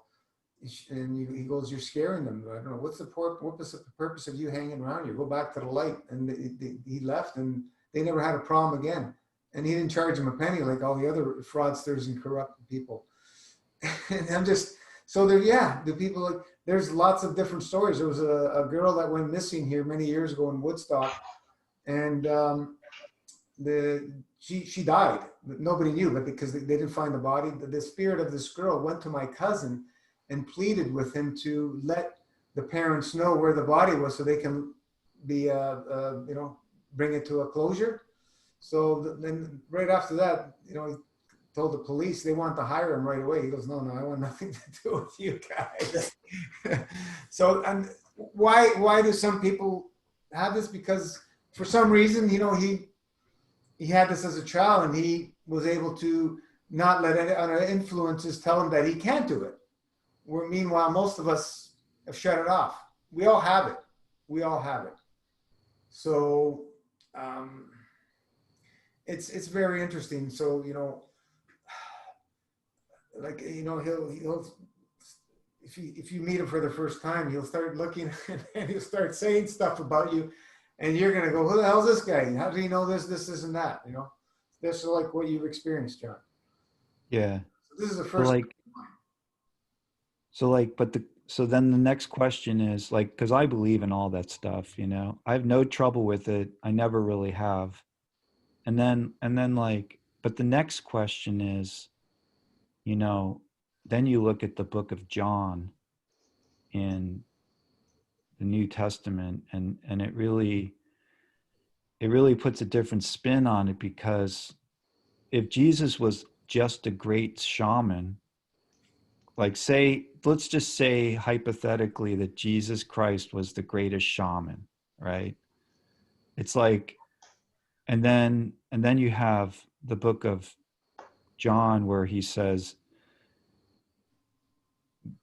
the disciples are asking him, how do you do these things? Like, how do you heal people? And then he says, I think it's 12:14. He says, these things that I do, you shall do even greater things. Yep. So a lot of people say that has to do with evangelism and spreading the word of God in an evangelistic kind of way. But then the esoteric reading is that, no, he really meant that. Like, you're going to do even greater healing than I do. Yeah. Right? So like that quote, that passage right there for me is problematic, because that, I mean, it's a beautiful passage. These things that I do, you shall do even greater things. So what does that mean? Like that's a heavy passage. And that, the thing that blows my mind is that survived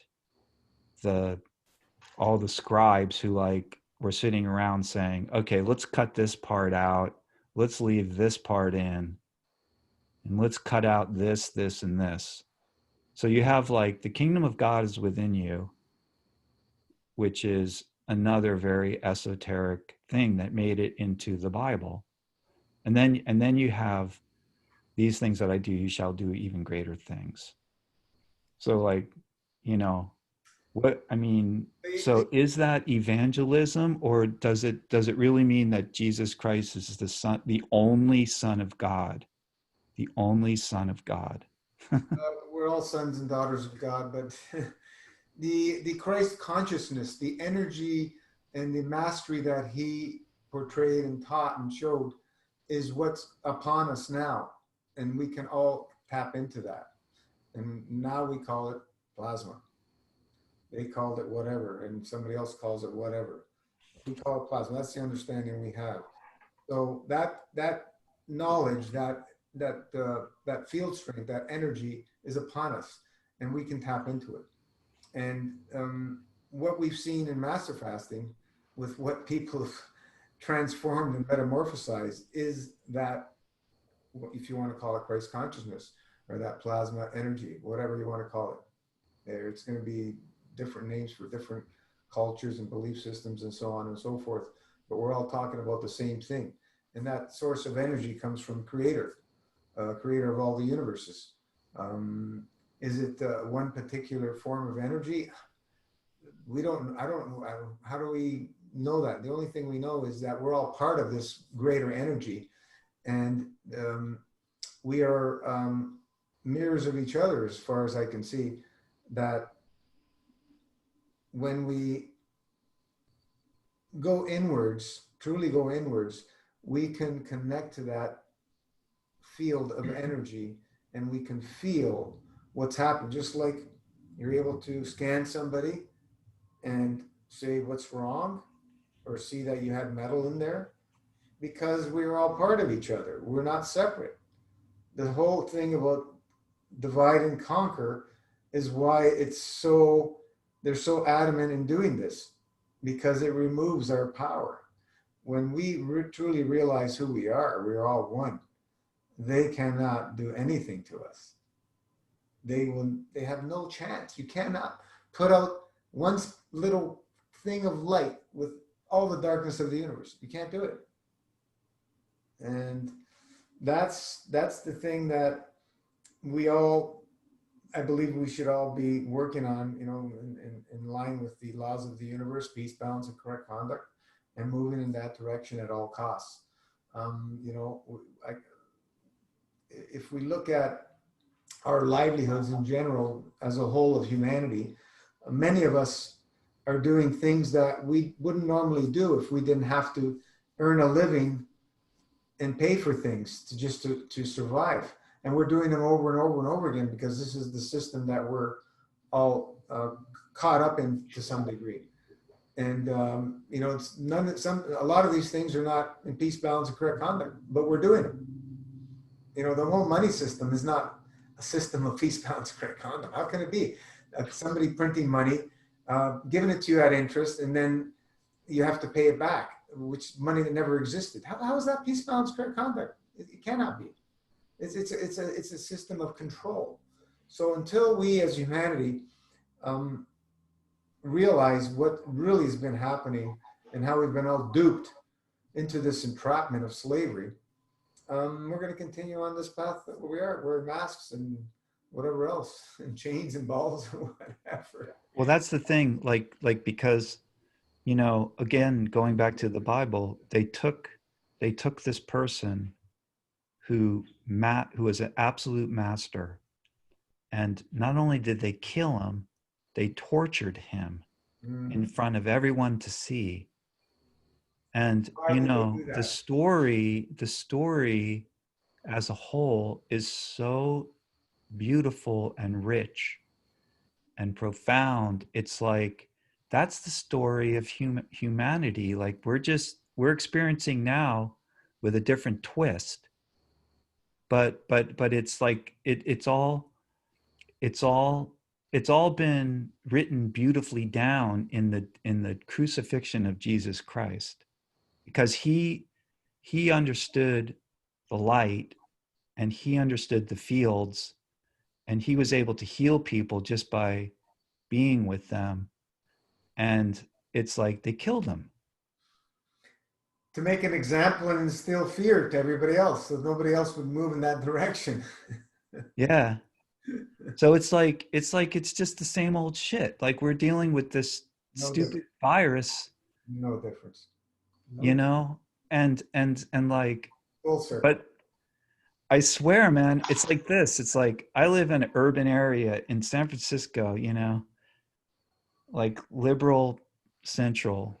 And like, I'm thinking about, like I was saying before, I'm thinking about moving to Montana and like joining a little church somewhere with people who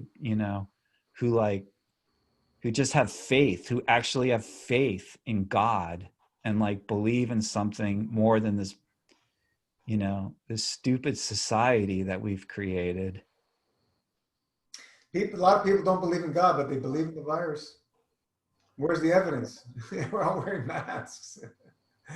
God's existence is logical. Like when you really think about it, I mean, everything is by design. Like who creates a house? Well, a man created a house. Like who creates a universe?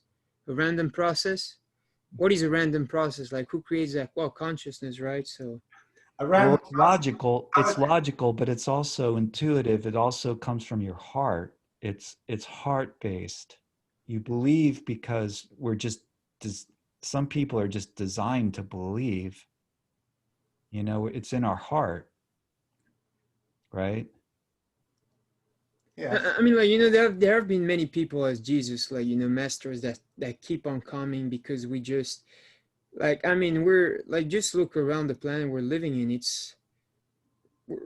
We're so primitive. Like, I mean, the only good technology we have is internet. Like you see our energy efficiency, even wind turbines, man, this is so inefficient, like so expensive. Harnessing the power of wind with huge machines, so much expenditure in resources just for that, for like 4% conversion sometimes. Mm-hmm. And then you lose so much power in heat. Like, and like you see, for example, in the yoga side, you know, they have Bhagavad Gita, they have Krishna coming, and other, you know, other beings that come from, like, you know, I don't believe, like, you know, they belong here because, like, they already did their work and they just come here to show, like, of course, some of them come as a martyr because, like, you know, to also show, like, you're in sacrifice, like, for others, like, you know, that's the attitude to have, like, we're here to serve each other, you know. And the powers, like, you know, Jesus have, like, you know, like, those are powers you get, like, you know, I have like, you know, I have like this power. I can influence people like quite strongly, you know, and that's why I had to be careful because, you know, with these powers, you know, it comes responsibility, and you have universal laws that you need to respect, and the main one is really freedom of choice. And if you have a certain power on people that, you know, are quite gullible, and you try to force them and you break that freedom of choice, like, you know, karma is real. Karma is definitely real because you get, I've got in my life, and I'm really blessed for that, like, you know, instant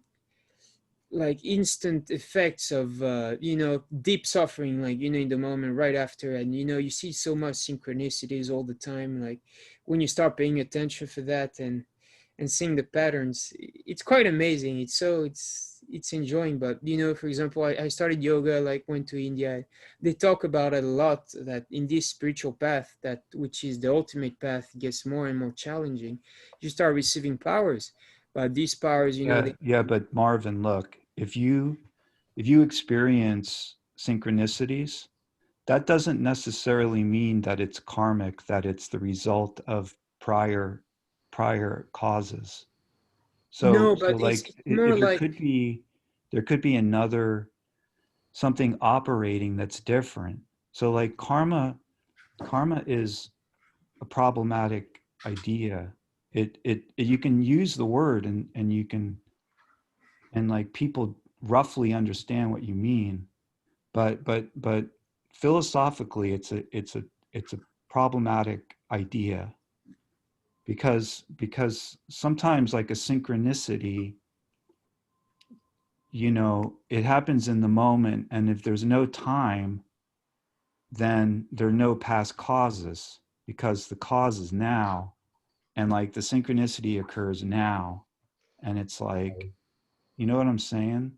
yeah, So no, it's like it goes very deep. And as you said, you know, like, using karma, many people don't see, like, really the deep power it has. But for example, one thing, you know, is like, we cannot leave the solar system. Like, we can't, you know.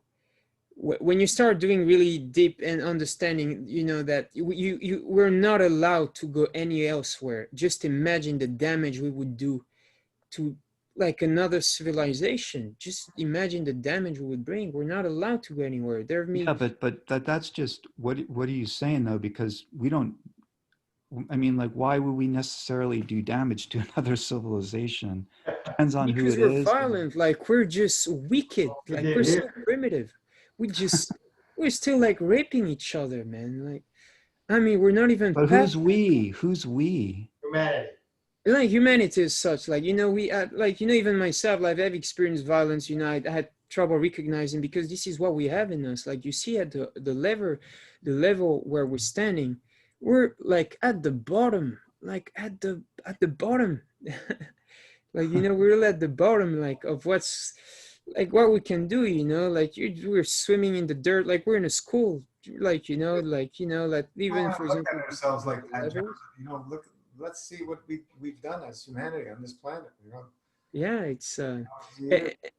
and, you know, there are laws, you know. That's the beauty of it, you know. Because, and there's a problem with, you know, with movies. It programs us to think, you know, in ways that are not real. Like, you know, for example, zombie apocalypse, that's just not possible. Let's be real. Like, you know, you're dealing with people's souls, freedom of choices, and that's so, it's fun, like, to watch. But some things, you know, they just can't happen. Like, going back in time, that cannot happen. That cannot happen. To have the possibility to change the course of the whole universe, you think you would be given that power? No, you cannot go back in time. Like, you know, and that's because we have this illusion of time. You know, of course, time is just what it is, but it's like certain things like that, because you know, and when you start getting that understanding, you feel these universal laws, and you know, that's why suffering is our best tool, because when you're breaking a law, a universal law, you experience deep suffering. You know, we don't need to suffer. It gets uncomfortable, you know, just as Master Fast, like, you know, you can go deep and it gets uncomfortable, just gets uncomfortable, the nature operating stable. When it gets to the part where you experience pain and you experience misery, is because like there's something wrong, you know, there's something wrong, you're not doing, you're not Yeah, respecting. but Marvin, look, what about, okay, so how do you explain the Holocaust? An entire race of people were annihilated because of something that they did wrong? Oh, Is no, that no. It's, I karmic? mean, How it's do the you whole stuff. how can you use the idea of karma when you're discussing the Holocaust? Because it goes really far. Like when you see the history behind the Holocaust and everything that there was, like there was with the, you know, with the Jews and everything, like where they come from. There, you know, they've always been like, you know, brilliant, you know, like a brilliant culture, you know, and they've always been like, you know, there's a whole history. So that's like kind of hard to say, but No, it's it's really correct. impossible. It's impossible to say because like Yeah, that's what I'm talking about. Because if you look at, if like the way people use the word karma, you know, it's like you have to just sometimes just say, wait a second now, you know, what exactly are you talking about? Because how do you explain this or how do you explain that? And like people freely use the word, and all I'm saying is that I'm having a bit of a problem with it at this point in my life. Like I'm having a crisis because I was just happily going along using that term, you know, pretty freely, and just being like, well, yeah, it's karma, man. You know, it's like if you're free and you're singing songs around the campfire, you know, it's fine to talk about karma. But then like when you're like thinking of other things, then you know. but like, you know, karma in the end is like what you're bringing yourself also into. I mean, if you're, for example, opting for the violent options, then you're choosing with the intention the violent options. So you're programming yourself to perceive violence. So this is what you will get, violence. For example, in that, you know, it's very hard to put it in English because, you know, it's very young language, you know, it doesn't go deep, you know, it's like, you know, French as well, right? Latin languages, still Latin languages a bit deeper, but, you know, some languages, you know, they don't go deep, but, you know, like Wait a minute. like, you know, What do you mean they don't go deep? like the words you can use, like, you know, some French and states you want English to, don't go deep? like, no, What do you I mean? mean, like certain states you want to define, when you want to explain certain things you feel, it becomes very hard. But for example, karma is like just simple as that. Like, for example, you're opting for violence, like you're just outputting violence to the world. So that's what you're focusing on. So because your focusing is on violence, then you will receive violence until you start changing your focus. Then you realize, oh shit, maybe I'm hurting other people. Then I get hurt, because you will get hurt, because that's what you're setting yourself. Like this is what the experiences that you are asking for, right? Because that's where your focus is. It's kind of hard to explain, right? But so this is what karma is in reality.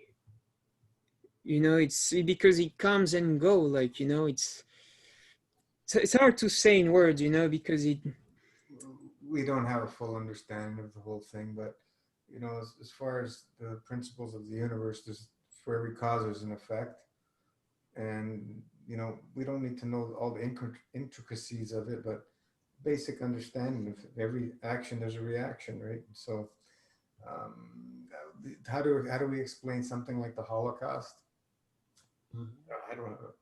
I don't know. just, I mean, the state, like the in the 1910s, I mean, people are so close-minded, like, you know, it's when I see my grandparents talk and I see what they were living, I mean, was love even a real thing? Sometimes I wonder, because, you know, so repressed, like, so, of course it's going to lead to a Holocaust, like, you know, this patriotism, like, man, what the hell are we doing? You know, people like just waving their flags, they don't even know what that means, you know. Of course it means solidarity, but that doesn't stand in a flag, that doesn't stand in a imaginary, like, you know, in some lines that divide Germany, divide France. So of course it's going to lead to Holocaust, you know, like, the same way, like, where are we going? I mean, we're going to war. Like, you know, this is inviting wars between countries, because countries will feel desperate. They'll go again, like, you know, plundering each other's resources. And then here we go again, like, you know, for example, right now, like, you know, with always Russia, China, USA, you know, all the same, you know, it goes back and comes back. Yeah, but I'm Eventually. not talking about the karma of the German people. I'm talking about the karma of the People got Jewish killed. people. Huh? People who died. Yeah, Yes. it's like that's a whole different matter. If you talk about karma with survivors of the Holocaust, you know, No, but yeah, but it's that gonna then you kill get you. very close with that. You get too close with it. Like, you only think about, like, oh, the ones that suffer, but it's not that. Like, not only, like, you know, they suffer physically, but, you know, the suffering that all of the country received, or, you know, all the countries. I mean, this is like traumatic, like much more emotionally, and even much more, you know, energetically, like, you know, what this brought, you know, like. I do believe to some degree we've all chosen to experience what we're experiencing. So for whatever reason, and you know, we don't have a full understanding of it, and trying to. Yeah, it's like You know, evil exists. That's the evil exists, period. That's how you explain it. well, that's the thing. That's It another has to word. exist. If good exists, evil has to exist, because Yes. it's cause and effect. like Yeah. you know, I everything know is it's simplistic, but you know, sometimes that's the correct answer. like, what are demons? You know, what are angels? Angels show you the potential to do your good. Demons are here actually to teach you and show you your potential to sin. So I'll be here handling, like, the situation for you to sin. And if you want to sin, then you go ahead and do the sin and the bad thing. It's not the demon. It's not the demon. Oh, demons are bad. Like, you know, demons come and go, and they will come in your life. I felt the presence of, like, when I lived in Spain, I was like in deep, like, you know, feeling like very, very negative thoughts against my mom, and just, like, you know, just so much, like, you know, just negative thoughts, and that presence just came over me, man. And that, then you feel terror and like, holy shit, you know what? No, let's go back to what I'm doing, you know, because, like, you know, you want this to happen, and it eventually comes, right? And it's all set up. Like, for example, this morning, I wanted to share that I had a dream this morning, because I've been releasing a lot, and especially, you know, with my father, you know, with that violence. I've been trying to talk with him, and I've had this dream this morning that I got to interpret, like, try to interpret. Yeah, that's the word. That's the word for that. Like, Interpret. what's the word? Interpretation. Yeah, to interpret. Yeah. So I had this dream, and you have those dreams where you just know it means something, right? First, you wake up and you feel like, oh no, it's bad spirit, whatever. But then when you think about it, like, it has a deeper meaning. And, you know, I was with friends, you know, and the whole setting, like, you know, dreams are very symbolic, right? They're not logical. It's really, you move from a setting to another, right? So, for example, you have, I had that dream, like, you know, with friends. The friends left, and I had forgot something, you know, I had forgot something, like some kind of luggage before leaving. So I went to a house. The people talk German. Then I met, like, oh shit, I don't know German, so I'm gonna get in there if I forgot my house, my things there. Then I met my dad, and like, just hear the story. I'll explain to you afterwards, like, well, what's the whole meaning of it. Like, then I met my dad, like, and he told me I could, like he could speak German. So we arrived at the house. Of course, he couldn't. But what does that mean? Like, in the dream, like, that he's not being honest, as such. And while he was trying to talk with the people in German, like, I was looking down. What does that mean? Being submissive, like always being like that in my life with my dad, because of the repression, no freedom to express yourself. So I would look down, in the dream. Then I realized, okay, my father doesn't know how to speak German. So I started talking with the German couple in Dutch. They would respond in German, well, basically. Then I got into the place to find my stuff. What I realized, and I didn't know was there, and that's also where you get to interpret, I found the cat of my brother, right? What the hell is the cat of my brother doing? But the pets are there, like, in the dream to remind us. I mean, in my case, it was reminding me of the presence of my brother, even though I didn't see it in the moment, right? So then, I know it's kind of confusing, but then I saw the cat, and then I saw my dog, my senior dog, who, the violence I experienced from my father, I threw that violence onto my dog. There were times where I hit him, and it's a complicated story. I would go back to my room, and start crying because I wouldn't understand what was happening, like this program that was happening in me. How could I feel such violence?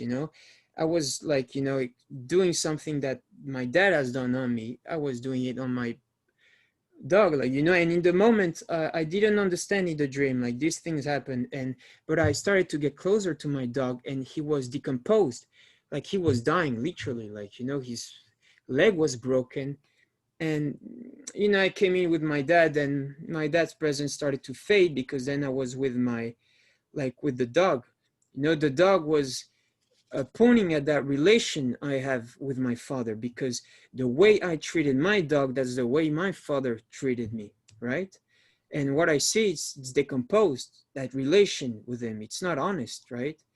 Just to give you, like, little interpretation, what does the dog start doing? Because I don't understand it, the dream, he starts biting me. He starts getting attention. And where does he bite me? He bites me in my right knee. I've been having for 6 years dreams where I cannot run, because why? The right knee, what does that mean when you cannot run? This is sabotage, right? Self-sabotage. Sabotage of what, So then he keeps on going in the dream until he bites me very, very hard. Very sharp pain in the right knee. It's kind of violent, but I basically, like, I knew he was dying. I wanted to end the suffering in the moment. I wanted to end the suffering. So it's kind of violent, but I grabbed his mouth in the dream, and I broke it open, and I killed him in the moment, like releasing as well his suffering. That's where the dream stopped, right? So, and this leads back in my life emotionally, just to see it, like, how everything actually is set up, because this was set up by my higher self, for me to really start taking action. And I took action today, and I called him, had an hour discussion with him, and I told him, what, I need to tell you how I feel about things. He didn't accept it in the moment, of course, could not recognize, but I told him, like, Dad, you traumatized us when we were a kid. Like, you sabotage us in ways like you still do not understand. Right. So we had this discussion. Of course, it was quite intense and quite liberating for me. Like, I had a lot of flexibility that just happened today just because of that, because in the right hip, it goes connected. That bothering I had in the right knee disappeared, right?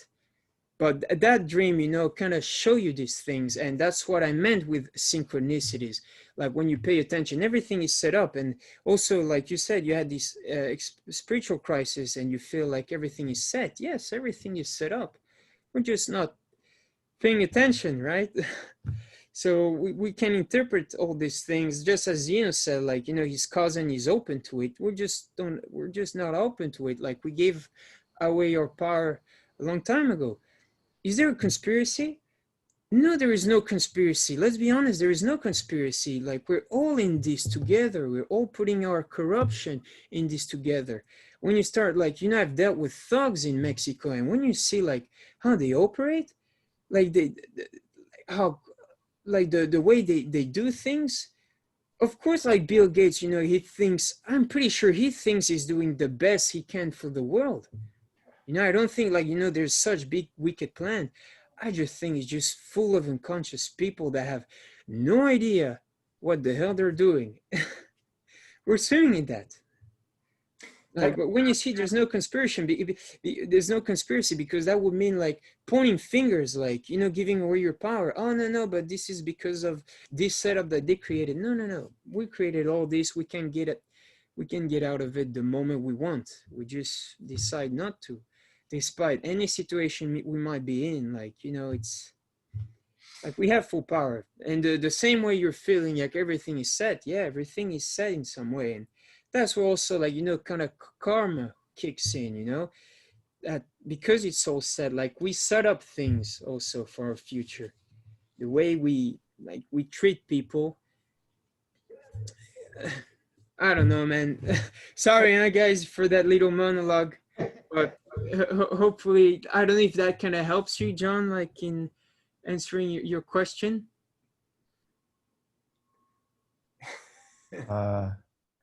Well, I don't know. Like, I don't know, man. You know, we have a little bit of a language barrier, but that's okay. Your English is very good. No, yeah, I know. Like And some things it's very good. But like, so like Gino, like when you're, you know, so like when you're doing like serious fasting and you really going deep into yourself, like it would seem to me that you would experience a lot more what we're talking about in terms of synchronicity.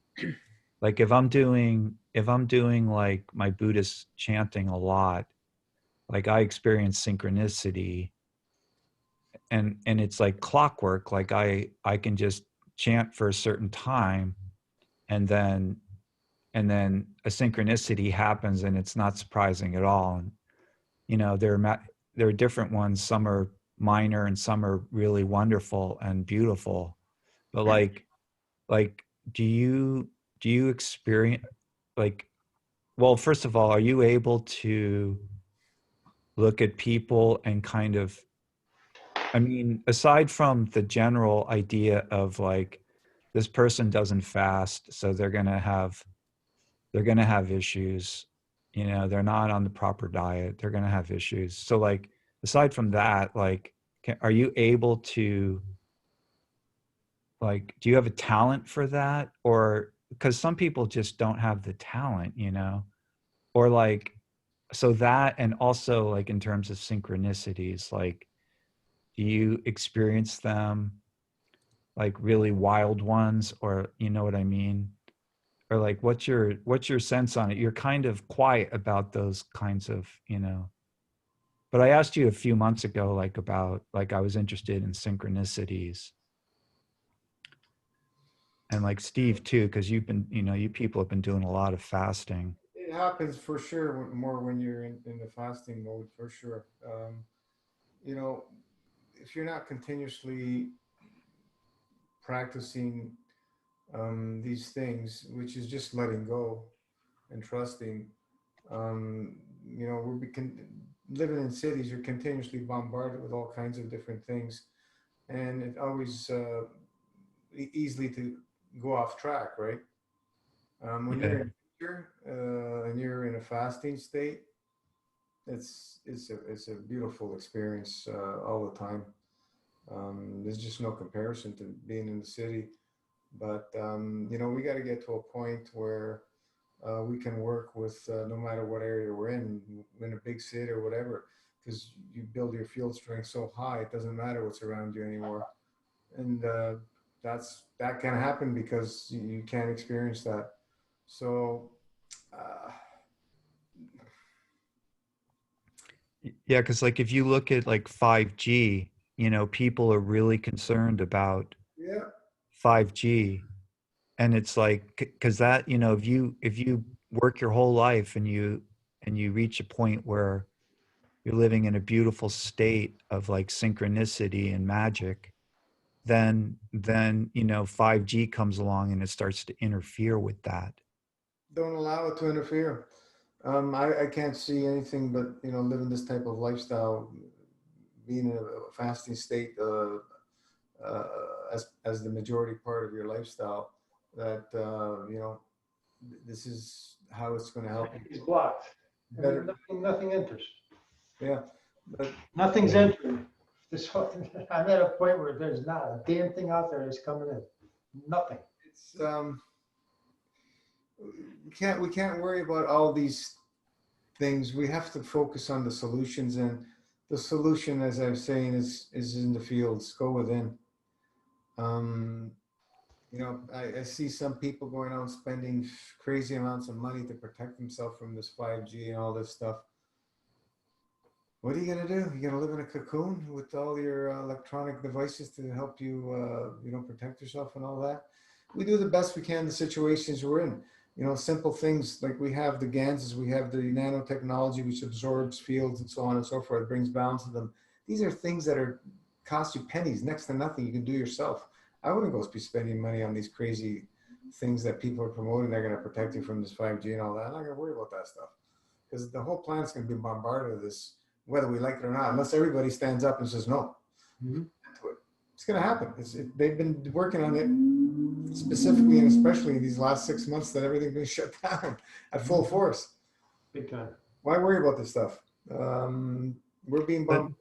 But look, here's the thing, like you guys are worried about it because you're putting a lot of your psyche into what's going on, and I don't blame you at all. It's just that it's like, because if you have the tools to shut it off and just like create protection and refuge for yourself, then you know that's a beautiful thing. But like you also seem like you're quite upset about it, you know. It's not you know, being flooded with all these fields of what's happening. It's all around us. We're all affected, and being here, you know, we're trying to support us as best we can to move in the direction of focusing on the fields. That's why we're here. So talking about this stuff, yeah, you know, just stuff to talk about. We can continuously talk about more of the solutions if we want. That'll be the better thing for everybody, and not focus on what's happening because it's all around us. Like for the first couple of months or so, I was watching a lot of stuff. Let's have a lot of videos and stuff, and then, you know, right now I've slowed way back. I'm just checking out what's happening here and there. It's a lot of repetitive stuff, what's happening, but at the same time, more people are whistleblowers and more people are coming to light, and good things are happening. So are we going to go through more challenges? Absolutely. We're right in the middle of it. So how can we not be affected by it? It's global. It's global. It's just prudence too, John. Just prudence for me. It's just prudence, just to stay aware. That's it. Yeah. No, I mean, I understand. No, I understand. Like it affects everybody, and it affects me, and like, you know, it's like one guy on the internet said, "There's nothing he can do about chemtrails, so he's not going to think about it." And you know, there's prudence in that too. But no, I understand. You know, to be kept aware. You know, it's a good thing. Like, I mean, you guys are my news. I swear. It's like if I, if I didn't come to this, like I wouldn't get any news, man, right now, except for like overhearing conversations, like, you know. I decided, I threw my TV out in early 2000, 2001, I think it was, bang. And Turn it on. I haven't turned it on all year, maybe once or twice. and stopped reading books. How long has it been now? It's been a while. It's probably been a good 6, 7 years or so. That's it. I got to start going within. That's because every time I started reading stuff and the sciences and this and that, It's just somebody else's opinion. it always led me to more confusion and get myself in trouble. So I decided that's it. If there's a greater creator out there, we don't need anybody else to tell us anything. I just share my experiences. That's all. And then when people go through the master fasting thing, they share their experiences. We're not telling you that this is the only way and everything, but this is what happens when we go through these experiences, and it's a beautiful thing, right? So I like to stay focused on the things that when we go through the experiences work, because all the ones that I went through the experiences and didn't work, I don't want anything to do with that stuff. Work. And also, it runs so deep that people will do things as a short events and maybe see things in the negative of what's happening in the present, and not allow the full expression of the transformation to happen, and then they get scared off. And that's where the experiences of others will help. That's all it's there for. It's just saying, listen, we've been living this way for decades, and there's severe imbalances here. It's going to take the time it takes, and there's going to be challenges probably as we're cleaning up our shit to allow the body to recorrect itself through the soul, and just embrace it and continue on the journey. And we've seen, people that are living and loving it for years, they're just continuously, getting to more and more balanced state, and the physicality is getting into a better and better place all the time. And their headspace, people can think better, there's more clarity, less sleep. So, trying to gain the understanding of creation through other people's experience, it may help some people to some degrees, but at the end of the day, the understanding comes through the experiences, even in that, I believe, because what we're doing with fasting is a big part. First and foremost, it's a spiritual journey, as far as I know. Absolutely. It's nothing to do with the physicality at all. Yeah, we go through the motions and stuff, but what's happening in the field is what's really important when you're in a fasting state. And that's why what Christ said, when you're, don't tell anybody when you're, I think it was Christ, when you're, fasting and so on and so forth. It's a personal journey. Yeah. With the one creator. But we're all here supporting each other, and it really helps in the world that we live in this time and age, which is nothing is in line with what we're doing. It's going further and further away, and everything we're doing is being more and more suppressed, and being cut off and so on, censored and everything. Look what's happening, man. It's the book burning age in digital form. What? It's the book burning age again in digital form. Oh. Delete, things are being deleted instead of burned. So yeah. There's no difference. So let's keep focusing on peace, balance, and correct conduct as best we can.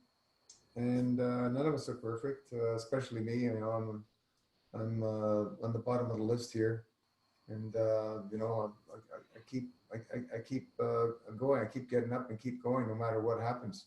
But like, when you pray, like if you're going to pray or meditate on the state of the world and on healing the world, how do you do it?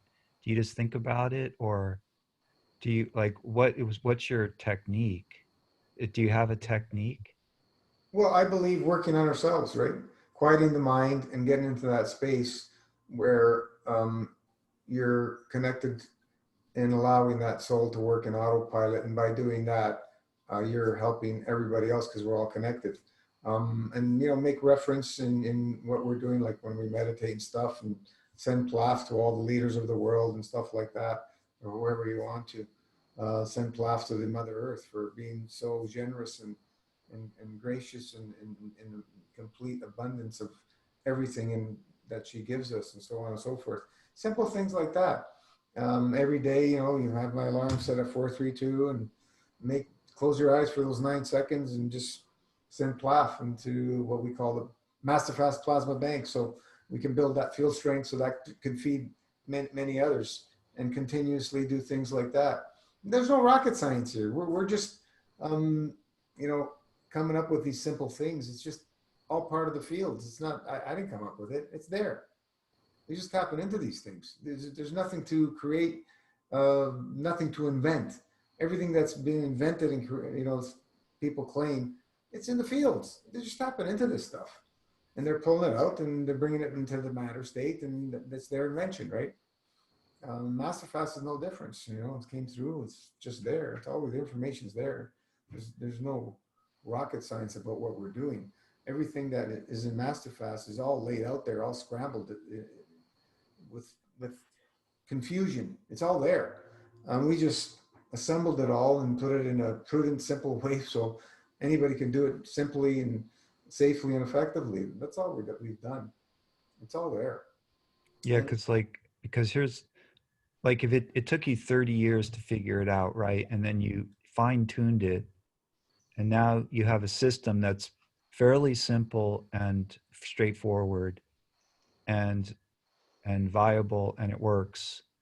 But like, then there's the other scenario where, well, like, just for example, in ayahuasca shamanism, like the music, like you guys were talking about ayahuasca and people using it repetitively, and like, the way I see it is that the music, that's is the proof in the pudding, so to speak, because the music in the ayahuasca world is unbelievable. And my point is that it's a download, right? So like somebody's, huh? What do you mean, when you're on a trip? Yeah, like people are in the ceremonies, and you have the shamans, and you have other people who are not shamans but are in that, they're in that zone, and they get what's called the download, and it's this gorgeous song that would just blow you away. And there are certain plants that are used as admixture plants for the ayahuasca that are specifically used for music. And so you get a download. My point is that sometimes, like, when you're in that mindset and you're open, your whole spirit's blown wide open from the plant, right? And you get the information very quickly on a silver platter, and you get it all at once, and it's either a song or it's a couple of songs. And then these shamans, they have entire hymnals, and I've done it for a while, and I can tell you, it's just gorgeous. It's like unbelievable music. But related to what I was asking about, like with synchronicity, and about how you piece together the master fast over a period of 30 years, it wasn't a download. You just kind of used common sense, and you kind of stumbled upon part of it, and you put it together, and then you started experimenting with the herbs, and you put it all together. It wasn't something like where you just wake up one day and you have it, right? It took you a really long time. Through experiences. Yeah.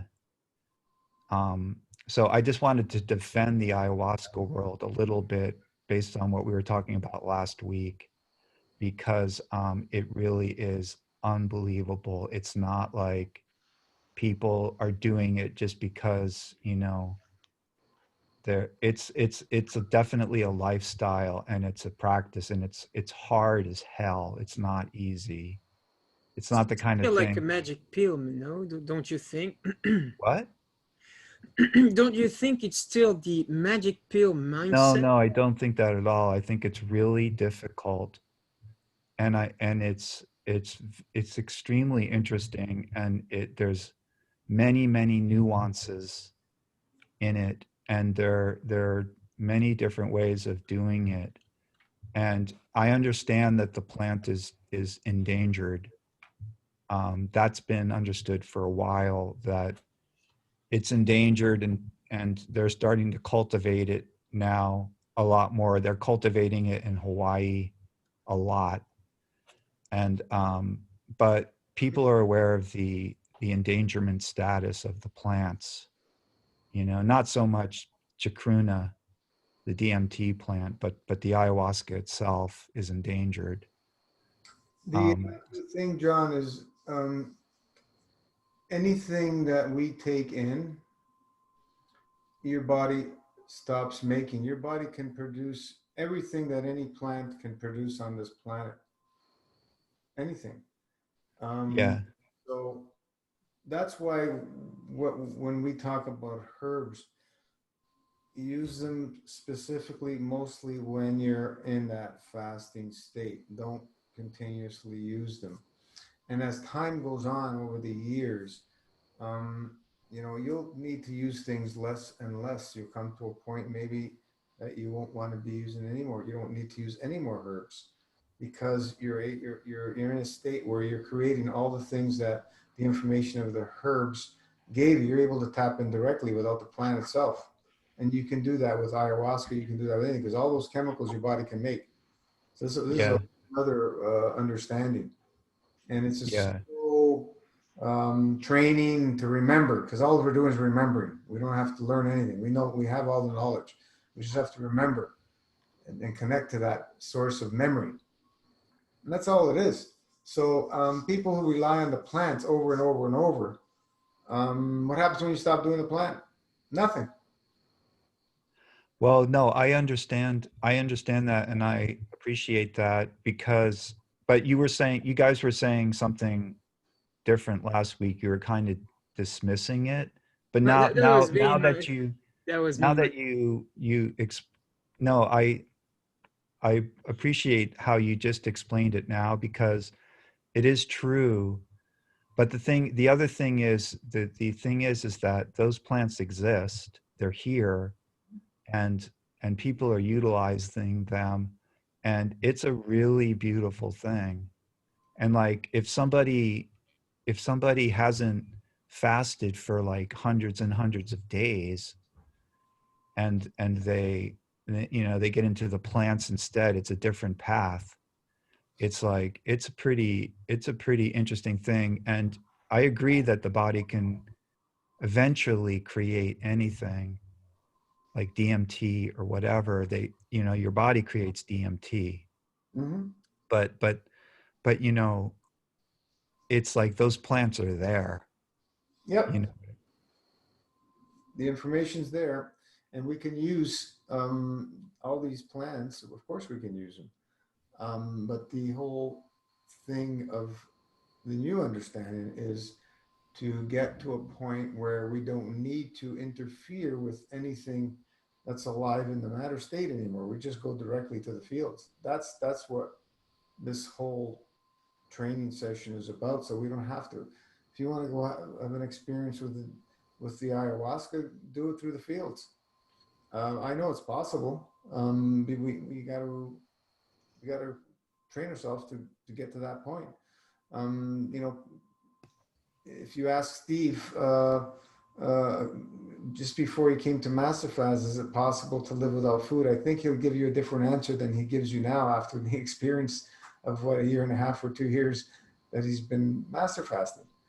yeah Because that understanding starts coming through, and you start questioning. The questions start coming up. If they were right about I needed this and that for nutrition, blah, blah, how can this be possible? And my body's starting to correct itself and fix this and that with nothing. And the answer is because they're full of shit, right? yeah So we have to come to a new understanding. and let go of our ego and say we don't know anything. Yeah. Let's connect to that source of knowledge, which is infinite, and that we all have that capability to connect to. That's the beauty of what we are here doing in Masterfast. And most people just don't get it. They're focused, physical, fix this problem. I got to heal this, and that. They have no clue what Masterfast is about. Most people.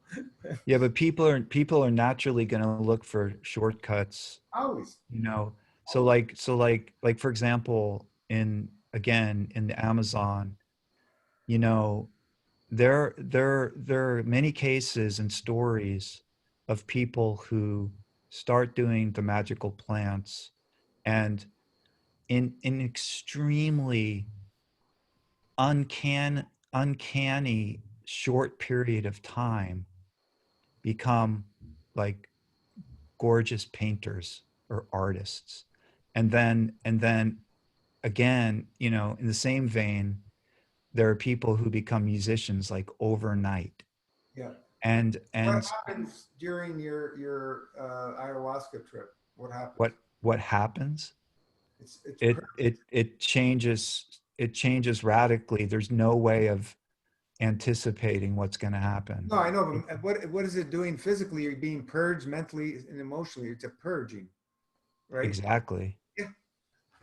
Yeah, but it's like, it's, well, you know, I can't say because I haven't fasted like you guys have, but it would be extremely hard for me to imagine that the purge, that there's how should I say it correctly, that the purge, it's what it is that the plant is it's extreme, and it's like the purge happens, it all comes at once. It's like an onslaught. And like my imagining of dry fasting the way you guys do, and like doing like It's 9-day dry fasts, it's more of a gradual thing where you build up, and like you don't get those like those downloads where you just get like hit with the plant. It's like it's brutal sometimes. There's like a brutality to it. And I understand that it has to do with the obstruction that you're starting out with. Well, the plant is because it's done by force of that information from those plants. It's very strong. Where you're into a fasting state for you know, many days, you know, like months, and you get into these states where you get a deep purge. Believe you me, you go through downloads. You start getting downloads.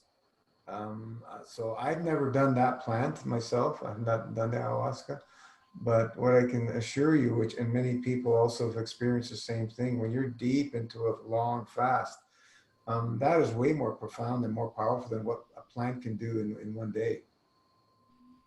I can't see a plant when you're close with my understanding of how obstructions affect us and so on and so forth. You can only do so much in one day. No, I'm not talking about one day. I'm talking about people who like have it as part of their lifetime over years. So weekly, or maybe more. Right? They go for once a month or whatever. Yeah, I mean, it's not really necessary to draw too many parallels, but it is a purging thing, and it's not to be scoffed at. You know, it's pretty amazing. It's amazing. Herbs are amazing. We use herbs. I mean, some people think that like those are like they came from other planets and stuff like that. You know, it's like it's pretty weird. It's very weird. Yeah, well, you say it's a shortcut, no? Like because like you quoted, like, you know, the kingdom of God is within us, you know, and when we try to use a certain force to achieve a certain download, and we haven't done the work to do it, do you think that you're really gonna get a learning, like a deep spiritual learning from something physical, when you didn't put the intent and like the intention to get there? No, because you do. No, I think I think it's just like anything else, the preparation and your intention and yeah, I think it's valid. That's all I'm saying. No, Like, no, It's definitely. I not mean, to it's be, real. minimized, or I've never um, minimized herbs. There's it's that, what's that mushroom guy? What's his name? He told Terrence McKenna. Terrence McKenna. he told a story about how he used to stutter, and he went on a wild mushroom trip. Stopped stuttering. Yeah. How does that happen? But like you see, that's still the magic pill. I mean, that's not a drug, but like you're using something else to get there. You're not doing that work yourself. Like, you know what? I'm gonna work through this shit myself with what God gave us to all of us. That power. No, man. It's just a No, tool. because it's not just it's an experience, and it's something that God gave us.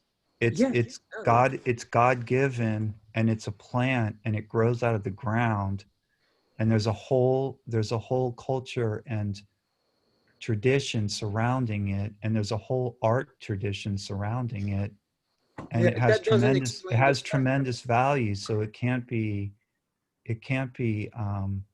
just brushed aside as something that not at is all, is a John. shortcut. Like, No, no, no, definitely. But what I'm saying, you know, is like it's What's that? did I ever? I showed this before. It's something we worked on in mid to late 2000s. It's just a decal sticker that we made, and it's got something impregnated in it, energy.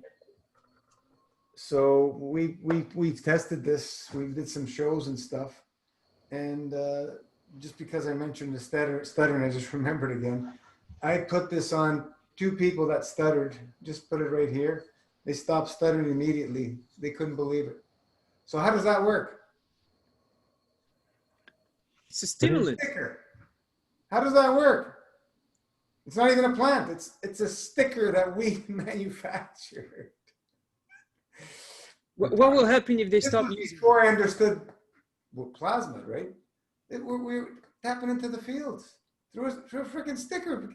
The matter state thing is not what's doing it. We're connected into in the fields to bring the balance back. What this does, it brings balance. You put this underwater for 30 seconds, most people will sense a difference in the water structure. Most people. It changes it makes it more silky, more smoother. And the longer you leave it on, just like a magnet, you put water on a magnet, it changes it, and you feed it to plants. You're going to see the difference in the plants. If you put it on a south pole or a north-seeking pole of a magnet, and you grow the same plant, keep them apart from each other with the two different poles, and then taste the plants, you're going to see a completely different taste in the two different poles. Yeah. I did that. I just got to figure out which pole is which because I forgot. You messed them up. I did. Well, But they were the exact same plant. They were just there was. And the here's taste. the other thing. Nah, they Like were totally different. They grew different. They ripened at different rates. We're just working with fields. Like when we do the plasma water, we're just using the water. We're tapping into the field. So we don't have to go to the plants, John. We don't have to. Like I said, when people stop using the plants, it all goes away. From most of my understanding, when people are using these types of plants, you smoke a joint, get high, stop smoking joints, they don't get high anymore. Whereas what we're focusing on is being able to do all that and infinite amounts of plus without any of that substance in the material realm, because you're tapping straight into the fields. And the more people that practice this lifestyle, we'll start seeing more and more people sharing their experiences in this stuff, because it's already been happening. Well, one thing, like if you say it's just a stimulant and it's in the material realm, but the thing is, I didn't say the material realm is just it's pure energy. So it's not cut and dry. It's not cut and dry. Our material world is is at the atomic level and at the nano level and at the, you know, we're living, you could say it's the material realm, but look, that this material realm is like, it's all energy. I mean, like Einstein figured that out, right? It's like Maybe his wife. his wife did. From what I understood. They were they were under the covers. But But um, no, but you know what I mean? It's like you guys talk about the material yeah, realm. we're in this physical realm. It's a slow motion realm, I call it. And what's happening Yeah. now, I think we're being transmuted into that realm of light in the physical. Yeah. Going through this transformation, and you know everybody's in this weird state right now. So we're on upon massive change spiritually in this physical realm here. It's an evolution, an upgrade, I think. Yeah, but there's iron and there's concrete, you know, those are physical things. And then there's something like ayahuasca. So it's like the physical realm is not, it's not like this like thing that, you know, How it's just did like this hard rock. Yeah, how did well, everything has space. How did, if you listen to Greg Braden, one of his talks, he talks about how these ancients used to be able to put their hands inside, you know, solid rock and leave imprints. They changed the state, Yeah. or walking through walls or rocks or whatever. Yeah. This is only can only be done in the field, because once you've brought raise your field strength to a certain level, it's above the matter state. Matter state won't matter anymore. You can do whatever you want with a matter state. You can walk through walls and this, that, and the other thing, and you can heal the sick. And this is what I'm saying. Christ was a master of the fields. Rose from the dead. This, that, and the other thing. Whatever he did, healing people, making, feeding a whole bunch of people with one loaf of bread and a fish, and it said, I don't know how many different miracles he's done, right? And these are all documented and witnessed. So how did that happen? It only happened in the field. It didn't happen by him taking ayahuasca. I've not heard But it. ayahuasca is just a tool. Right. It's a tool. It's a tool, you know? The best tool, John, for me, from my understanding, is learn to embrace a fasting lifestyle. Yeah. Because all No, the gurus talked about fasting, all of them. For what reason? Because it's a spiritual journey, and yeah. you learned in the fasting state, and that's. But you get these downloads even without fasting. Like it's really about your consciousness, like the intention that you. Yeah, drive. of course, there has to be intent to fast. Yeah. Fast. But like even like, you know, sometimes of course fasting triggers it a lot, and you get drawn to fasting because it triggers such a cleansing process that of course you're going to get drawn to fasting. But really, and you know, it's the same with, like, you know, we may say ayahuasca or any kind of stimulant we may take that gives us a download. I mean, like you didn't reach for that by, like, you really, I mean, your intention, your consciousness, it's the plant that gave you that. Then how can this be real? How can this be something that will keep you? Like, it's a learning that it will stay with you. It's just like you get alleviated in the moment because you didn't know how to alleviate yourself with your own tools. I mean, the Bible said it, like, you have everything inside, but Yeah, yet but that's like keep on saying, looking okay, outside, you know, for but stimulants. look, if you learn how to ride a bike when you're 7 years old, right? That's like saying that, you know, you can't ride a bike because you learned it when you were 7 years old. You know what I mean? It stays with you. Everything stays with you. Every experience you have stays with you. It's not like it just goes away. I don't see it as a Practice for the stimulant. bike riding, right? For the ayahuasca, the download it gives you, you didn't practice anything. You didn't practice any introspection. It's just being given to you. And No, then that's not. you enjoy No, relief. But you no. like, People fast. A lot of times shamans will go through training where they fast for 20 days before they do a ceremony. And then there's a whole dietary regimen when you finish it. There's a whole thing around it. It's not just like given to you. It's not just like, you know, I disagree. It's But a the lot more ayahuasca gives you complicated. that download. The ayahuasca, like not yourself. And I think, you know, that's the work like we're doing. You know, the work we're doing is ourself, not the ayahuasca. Like, you see, like I know the experience, and I don't devalue the experience. I know it must be beautiful, you know, like, because, you know, it's a plant, and, you know, of course plants, you know, and different things, but like, you know, when you're doing that work, it feels different. Like when you get those downloads and you've been like working for that, and, you know, been trying and trying and trying to see, like, you're being honest. When you, like, you know, waiting for something, like you're using something that will give you a download. I mean, you're using something, like, it's not your own tool, what God gave you. Okay, God gave you the plan, God gave you ayahuasca, but like being really honest, being naked with yourself, like, No, you know, no, man. No. No, there's a there's no whole, spiritual learning in drugs. There's none at all. it's You know, not a drug. There's a whole I mean, it's culture, DMT that kicks in, right? it's the proof is in the music, and it is beautiful, man. And it's not something that is artificial at all. It's beautiful, and it's really specific. And I encourage you to be more open towards it, because No, no, definitely. it's a Like I did valid. psychedelics, you know, I did salvia, and it gets close. You get good down. Savia is like it's way different. No, It's for sure, but you get like in such a dissociated state that makes you wonder about reality. And you know, even when I did LSD, like it was giving me not downloads, but giving me perspectives, you know, I had not worked on, and it was giving me answers, you know, I shouldn't receive because I didn't put the work to get them.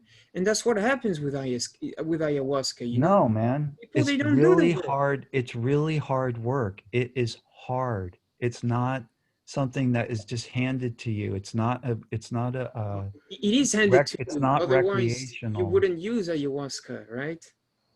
Huh? Because you What's need hard to. about it, John? What? What's hard about it? The purging? It's bloody hard. It's brutal. It's scary. It's really scary sometimes, like horrifyingly scary. And they call that part of the purge too, because Mirrors. that's fear. That's when you're experiencing fear leaving your body in a purge. You know, it's the fear, it's the primal fear of death. It's scary, and it's physically very difficult, and most people give it up because it's too difficult. It's not like a recreational drug at all. How many times have you done it, John? Like over 130 times. I don't know, but I've been in a church for a long time, so like it's hard. And like, you know, I'm not trying to argue, but No, I definitely. was listening last week, and it was sort of just like a dismissive kind of thing, which, you know. That was me on my interview, you know, because you know, I'm trying to be like, you know, I'm trying to be truly honest. Like, you know, these things, you know, they didn't bring me any good. When you start to feel your bodies, like astral bodies and stuff, these things, they do a lot of harm. They put you in a state that, man, it's gonna take a lot of time to go back, because you're trying to use a shortcut, and there is no shortcut in this thing that we're doing. I used the word shortcut just now, just to make a point. I'm not saying that ayahuasca is a shortcut. I used the word, maybe I shouldn't have used that word. No, no, no. I mean, I get what you mean, but, and I'm not arguing. It's just like, you know, for me, like, you know, it's like, for example, you know, ayahuasca didn't bring any saint, didn't give any enlightenment to anyone, because enlightenment comes from within. Don't say to anyone. It didn't do it. It didn't do it for you in one or two No, but ceremonies. like, there's no record, you know, there's enlightenment comes from within. There's no other way. there's no other way for enlightenment, because it's self-realization, you know, not realization through ayahuasca, you know. Any of the prophets talked about, you know, you need to get to ayahuasca ceremonies to be enlightened? That's what I think Marvin's trying to say here. We don't know any of that stuff. And there's no record of any of that. But still, like, you know, it's counterintuitive. I mean, you go within, like, you know, of course, ayahuasca puts you in a state. I understand what you mean. You know, I've read a lot about it, and I was really deep into it, the research, and I respect the whole thing about it. But, like, you know, when you're being honest, like, you know, what's the work to do? Like, you go within, like, you go with the tools you're being given already, that everybody has. Why should somebody have the chance to have access to a certain plant that gives him a relief or a certain elevated state, when other people, you know, they're struggling with the same stuff, and they don't have that plant? And you know, the universe doesn't work like that. You know, we all have the same tools, we all have the same powers, right? So, you know, this is, I think, an honest question to consider. Why would some people have certain tools to just go there right away, when other people, you know, they really have to go, like, through consistency, dedication, you know?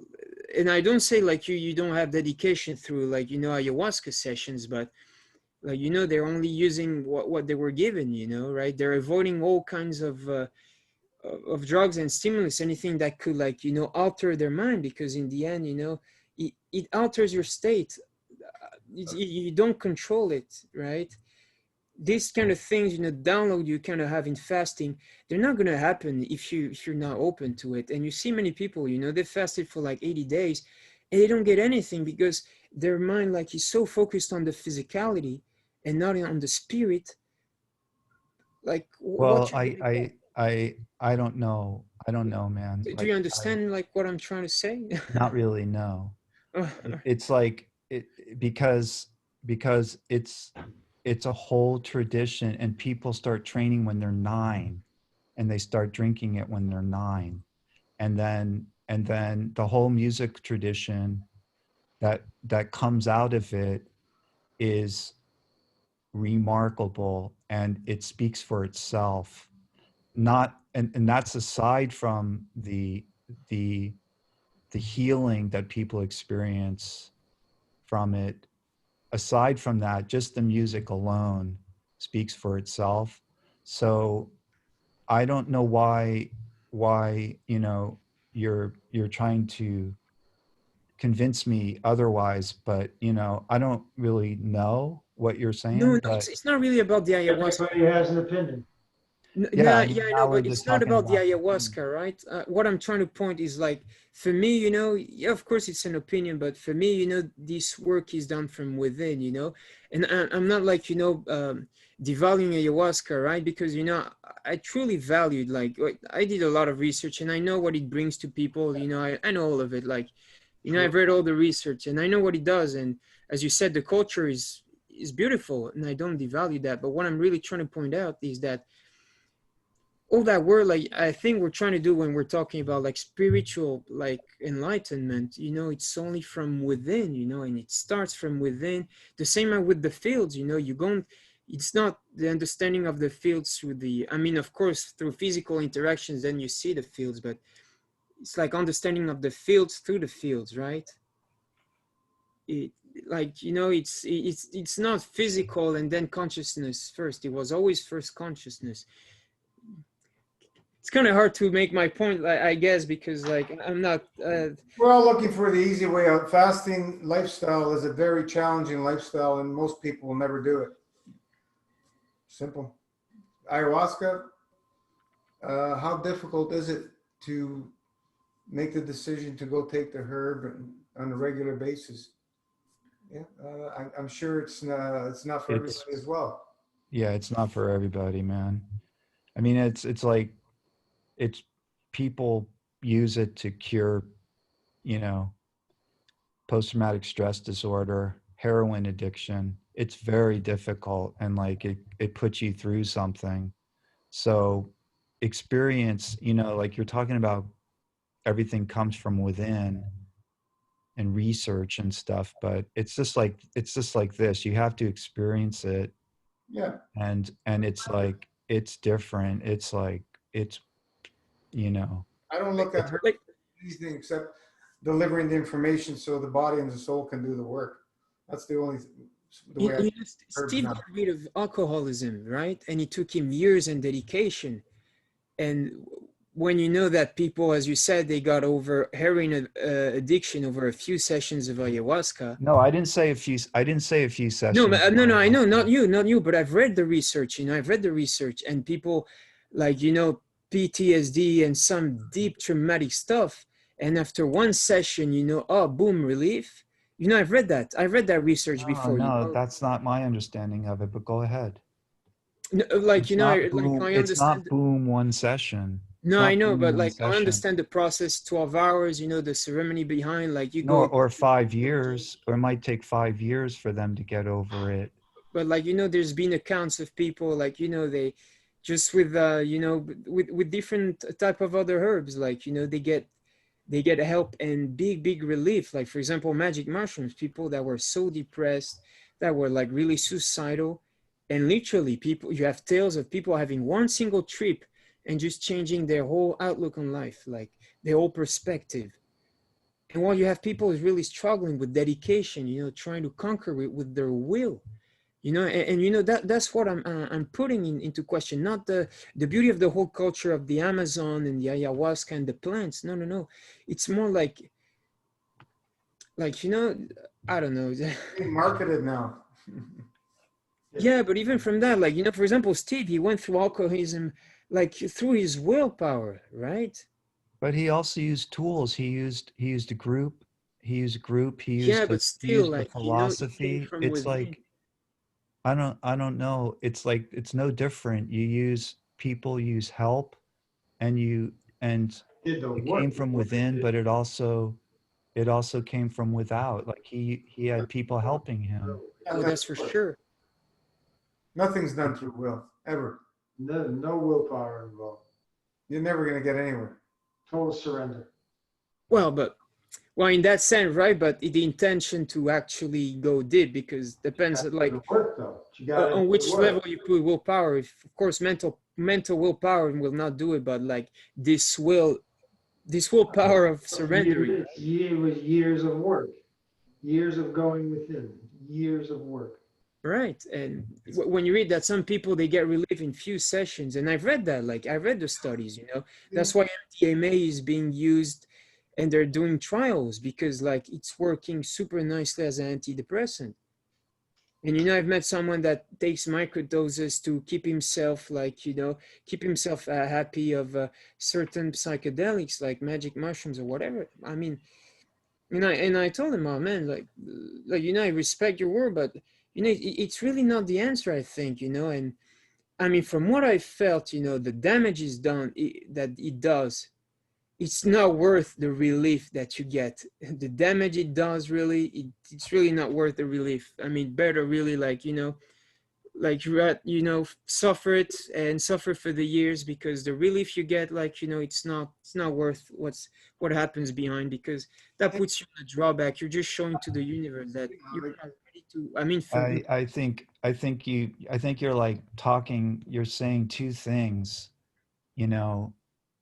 I don't I don't think I should bother, No, maybe I'm being defending like it. over. It's not really. No, it's, I think it's me. I'm being over. It's because, like, I was trying to raise a point that,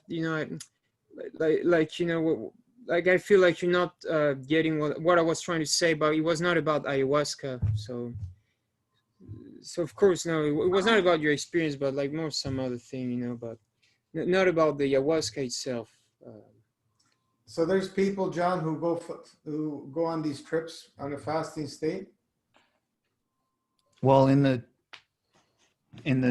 training of the shamans, there's definitely the tradition of fasting, before, like, I've heard they do mono diets, like where it's just plantains. They do I've heard of 20-day water fasts before, like hard, very strong medicine ceremonies. They'll do 20-day water fasts. So, there's a whole dieta in Peru, and in all the ayahuasca countries, they have dieta where it's essentially super bland, no salt. It's not what you guys would call a, a good diet, but it's like rice and like plantain with no seasoning, no salt. And but no, certainly fasting is in the lore, and like the people who are training to be healers, and there are all kinds of admixture plants that go in it. There's brugmansia, which is like called toei, and it's very strange. I've done it a couple times. You know what brugmansia is, right? It's hanging trumpet vine. Oh. Yeah, brugmansia is a type of trumpet vine, and there's a particular kind that's one of the admixture plants, and then there are dozens and dozens of admixture plants. Is that the one they use to make the drug? What's it called? To make you forget? It makes you forget. Yeah, what do they call that? Devil's dust or The something? devil's breath. The devil's breath. Yeah, in Colombia, they blow it on somebody and they rob them blind, and the guy can't remember it, and people can't remember anything. No record. Oh, They yeah, make a synthetic drug from that plant. Yeah, and like prostitutes use it, so they take their clients and then they just like dose them. Is it the same plant? I don't think that's brugmansia. No. Brugmansia, see, there are different kinds of shamanism. Like some of it's more like witchcraft and like darker stuff, and brugmansia is used in some of the darker stuff, but it's also really beautiful. It's like if you do it in a microdose, it's beautiful. It's like I think I've done it 3 times, and it was in each case it was a microdose, so it was like one single leaf of the plant in a huge pot of ayahuasca for like 40 people. So it's called a spirit dose, where it's just like when you guys use the tinctures, like you just use tiny amounts. It's a spirit dose. So that's where the plants do their work, in the spirit. They don't do it in the physicality. They do some, but it's all done in the spirit world. It's fascinating, man. It's like I don't feel like it's done any damage to me. I feel like if anything, like I have, it's also like when you look at ceremonies, it's kind of like it's a life event. So like you go through your life, and you guys talk about don't let fasting be an event, and I understand that, but like sometimes I look at the ceremonies as things to look back on and remember and be like, you know what, that was cool, and like I did it, and I was in this setting, I was with these people, and that was brilliant, and I love it, and I'm really glad I did it. So like, if you do, I'm just a beginner, but like I see the ceremonies I've done as just like an important part of my life, and it's not like it's caused me any damage, so I don't know. That's why I was being a little defensive about it. I just wanted to like clarify it, that, and once again, the music speaks for itself. And if you ever experienced, say you did like a couple dozen ceremonies with the right people, it's just unbelievable. Yeah, if you look at all the, you know, great hits from the past, rock and roll and stuff. All these people that um, were able to tap into download those songs were all stoned out of their minds. Yeah. In that Well, music. yeah, man. That's the other thing. It's like, you know, things would be different if it wasn't for LSD in the 60s, you know? We'd That be music, living in a different world. that music is it's always gonna, you know, be amazing. It's the stuff that they bring out these days. Garbage. Yeah. It's not I mean, music. come on. Soul has no soul. Exactly. Exactly. So what's the difference? You know, there's a difference. But It's like telling Jimi Hendrix that you don't need LSD. Just let it come from within, man. Just let it all come from within. He would look at you with just a stone face, like, what? What? It's like, you know, Jerry Garcia or John Lennon. It's like, yeah, okay, dude, whatever, you know. you know, Anyway, I didn't mean to argue. Oh I was no, me neither, my brother, huh? Didn't mean to devalue your experiences in any way, right? So that's okay. You can like check it out sometime. It's not going to kill you. and you know, I'm definitely intense, you know, sometimes, you know, I love to get like into, you know, into things like into sharing opinions, and sometimes, you know, I'm like, you know, really into it. So if you feel about anything that wasn't like really, you know, kind of nice, an apology, man, right? Because no, Oh definitely. man, I just like, I don't know. Like I want to get that. I want to get back down there. I want to go back down to, you know, Peru and Ecuador. You know, I mean, from a strictly selfish point of view, I want to go and enjoy the Amazon and experience the Amazon from that angle. You know, the Amazon isn't going. It seems like the Amazon's going away. You know, Oh, it's Yeah, going. that's true. so More and more. so I just it's like Enjoy one last being, time. you know,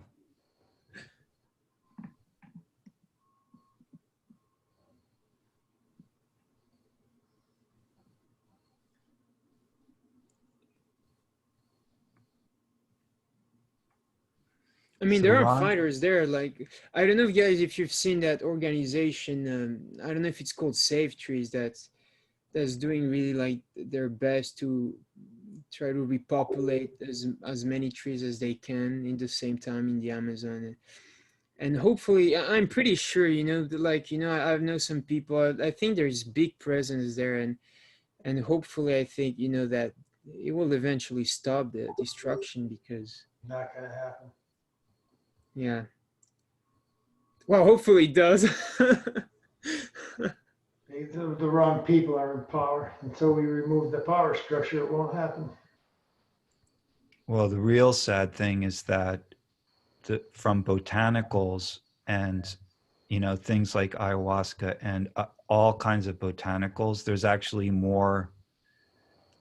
The native people can make more money with medicinal plants and with food than they can with coal and silver and And and soya.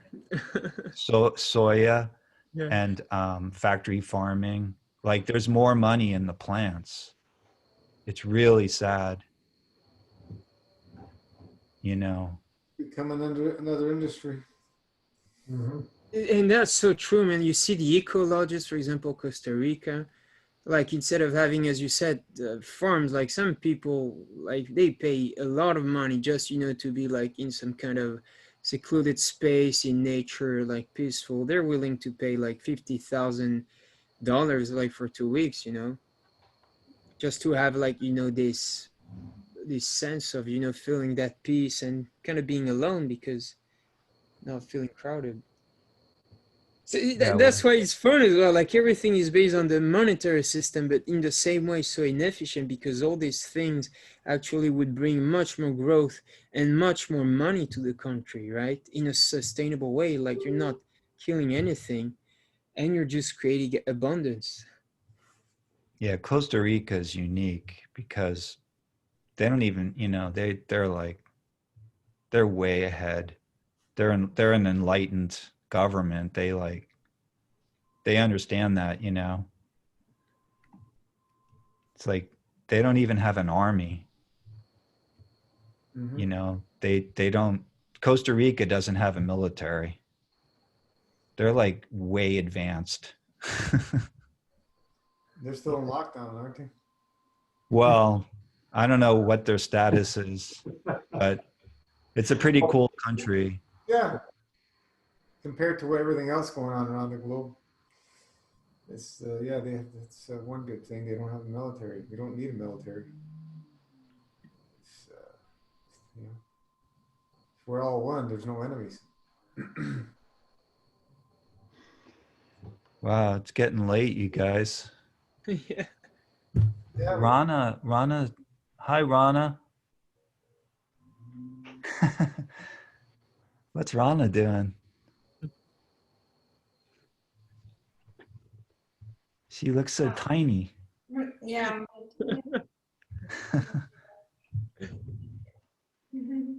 How's it going, Rana?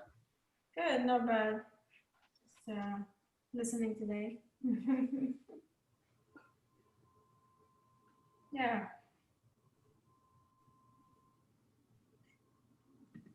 Interesting conversation. Sure. It's late for you, Marvin, huh? Yeah, oh, but I'm having fun, like always exchanging in any way for me. Like, I don't mind. Like, I swear every time after these conversations, well, of course, you end up like, sleeping for 4 hours, something, because you don't want to wake up too late. But still, in 4 hours, I'll feel fine actually. And the good thing is, I'm having a good time. So Thank you so much for showing up. Well, hey, yeah. thank you guys for your presence. Thank you so much. awesome. So, Steve, Steve, you're still on it? Yeah. What? So, like, you're on day 70? Like, what? Tomorrow's Saturday. Tomorrow's 70? Big Yeah. 7-0. That's the longest you've been, isn't Yes, it is. Uncharted territory. it? Whole different level this week. Whole different level. That's awesome. It's yeah, it's places very few will go. Freaking purging was, and it's still going on. It's crazy. Don't Hey. try to comprehend it. Yesterday, 3 separate releases. I mean, big releases. 2 are an hour apart, and then another one 4 hours later. It's like, damn, this is deep. That's just the physical. The emotional is really getting deep. A lot of things are happening, put it that way. Yeah. And it continues. Good things. Wow. We just got to surrender and allow it to happen. Why do so many people have challenges fasting? Everything comes up. Oh Lord, it was all, I had the colonic Wednesday. I think I told you, all liver, which makes sense. That's where the Hep C lived. Have you've been diagnosed with hepatitis? I treated it when I was 50. You treated it in a conventional way? Mm-hmm. What is hepatitis? It's a virus. Oh, hepatitis. Oh, okay. Oh, sorry. I don't know what. So It hepatitis. lives in the liver, That you recognize. destroys the liver. Yeah. What's the hardest I one? thought it was another something else. I don't know why. But the hardest one is like, is that B or A? C. Huh? C. C is the hardest one to get rid And of? then there's subsets of that, which of course I drew that stroke too. Which one did you have? Hep C, and that was I don't remember I don't remember what it's It's a strain. 3 or 4. Yeah. Man, you've been through a lot. But the treatment at that time, this is before these new drugs, the treatment at that time was a cocktail of interferon and a couple other things. And an antiviral. And they were having pretty good luck with it. But you have to come to a certain viral load, they call it, in 12 weeks, or they consider it a failure, and I didn't make it. So he gave me a choice. The options were to stop, do another round, which he gave me about a 2% success rate at, or try a different treatment, different regimen, which I chose the different regimen, which was actually the original treatment. So it went from an injection a week to an injection a day for 11 months. Whoa. On top of the 12 weeks. Every Actually, on top of the 15, I was on 15 weeks. The transition took 3 weeks. So it's 15 months of this. Every day. Every day for 11 months. I forgot how many injections that was. It was a lot. And then the interferon, I think it was the interferon, killed my white cells. So that was a whole nother injection. The red cells, that was a whole nother injection. Here's a miracle walking, talking. So it was like I was walking around down 2 pints of blood.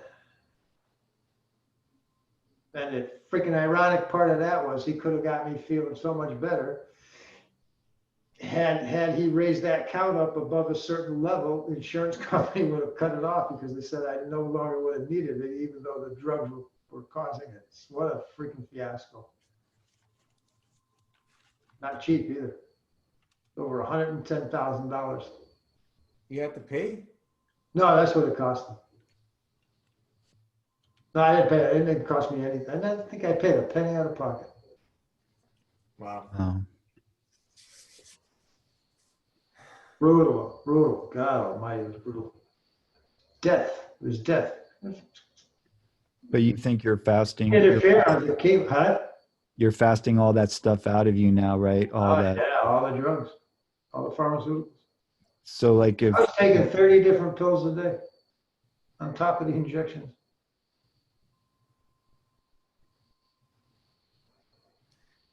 Amazing people live through it. Tell me about it. I almost didn't.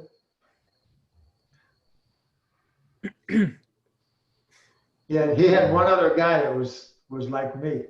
We were the showcase people that just freaking destroyed us. Absolutely destroyed our bodies, and Were you they do a real damage to the psyche too, these drugs. were you a big eater, or what was your food consumption? Never? Nah, more. No, all the bloated weight was all booze. No, I never ate a lot. Even like dairy, I gave up when I was a kid. I didn't have dairy, but milk, I should say. Interesting. Yeah. Shows you the resilience of the human body. Yep.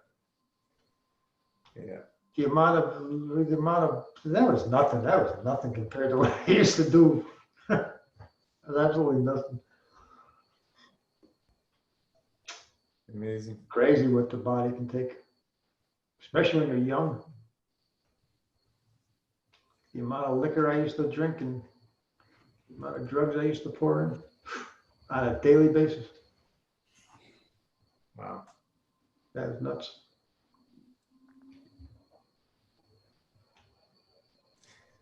Well, I respect you a lot, Steve, man, coming from that background.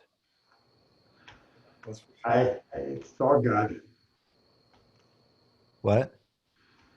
I say I'm sitting here today because of my belief in God. Yeah, That's what rescued me, nothing else. Exactly. that's awesome. Hey, I'll catch you guys later.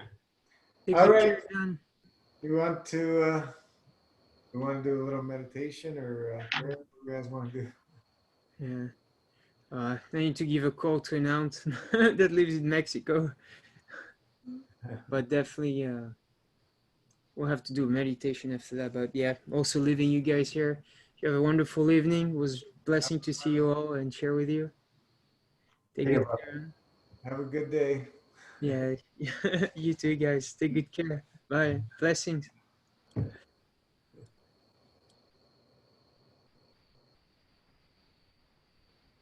What do you want to do, Steve? Whatever you want to do. It's late. Let's just do the prayer. All right, we'll close our eyes and let's just put our focus on the solutions come forth in divine light, and let's spread the plaf to all the leaders once again, and to all the people that are in a state of ignorance. They just can't see what's happening for whatever reason. Let's elevate their souls into the realm of plaf, so that they may see the light and choose to move in the direction of peace, balance, correct conduct. Let's elevate the soul of the planet, who Mother Earth divinely gives us, and relentless abundance over and over, even though we destroy the Earth's resources and everything else. Let's elevate her soul. And thanks everybody for being part of this wonderful master fasting journey that has made changes beyond anything I would have ever believed in many people's lives around the world. And we thank everybody for being a part of this wonderful journey and transformation, journey going within, because that's really what we're all about. So thank you all, and let's keep focusing on the solutions of PLAF and surrendering to the divine providence. That's the reason why we're all here. So thank you all, and good night, and we'll see you again. Have a good one. You too. Good Bye. night. Bye, Sarah. Nice to see you, Sarah. Yeah. Nice to Bye. see you. Ciao, ciao.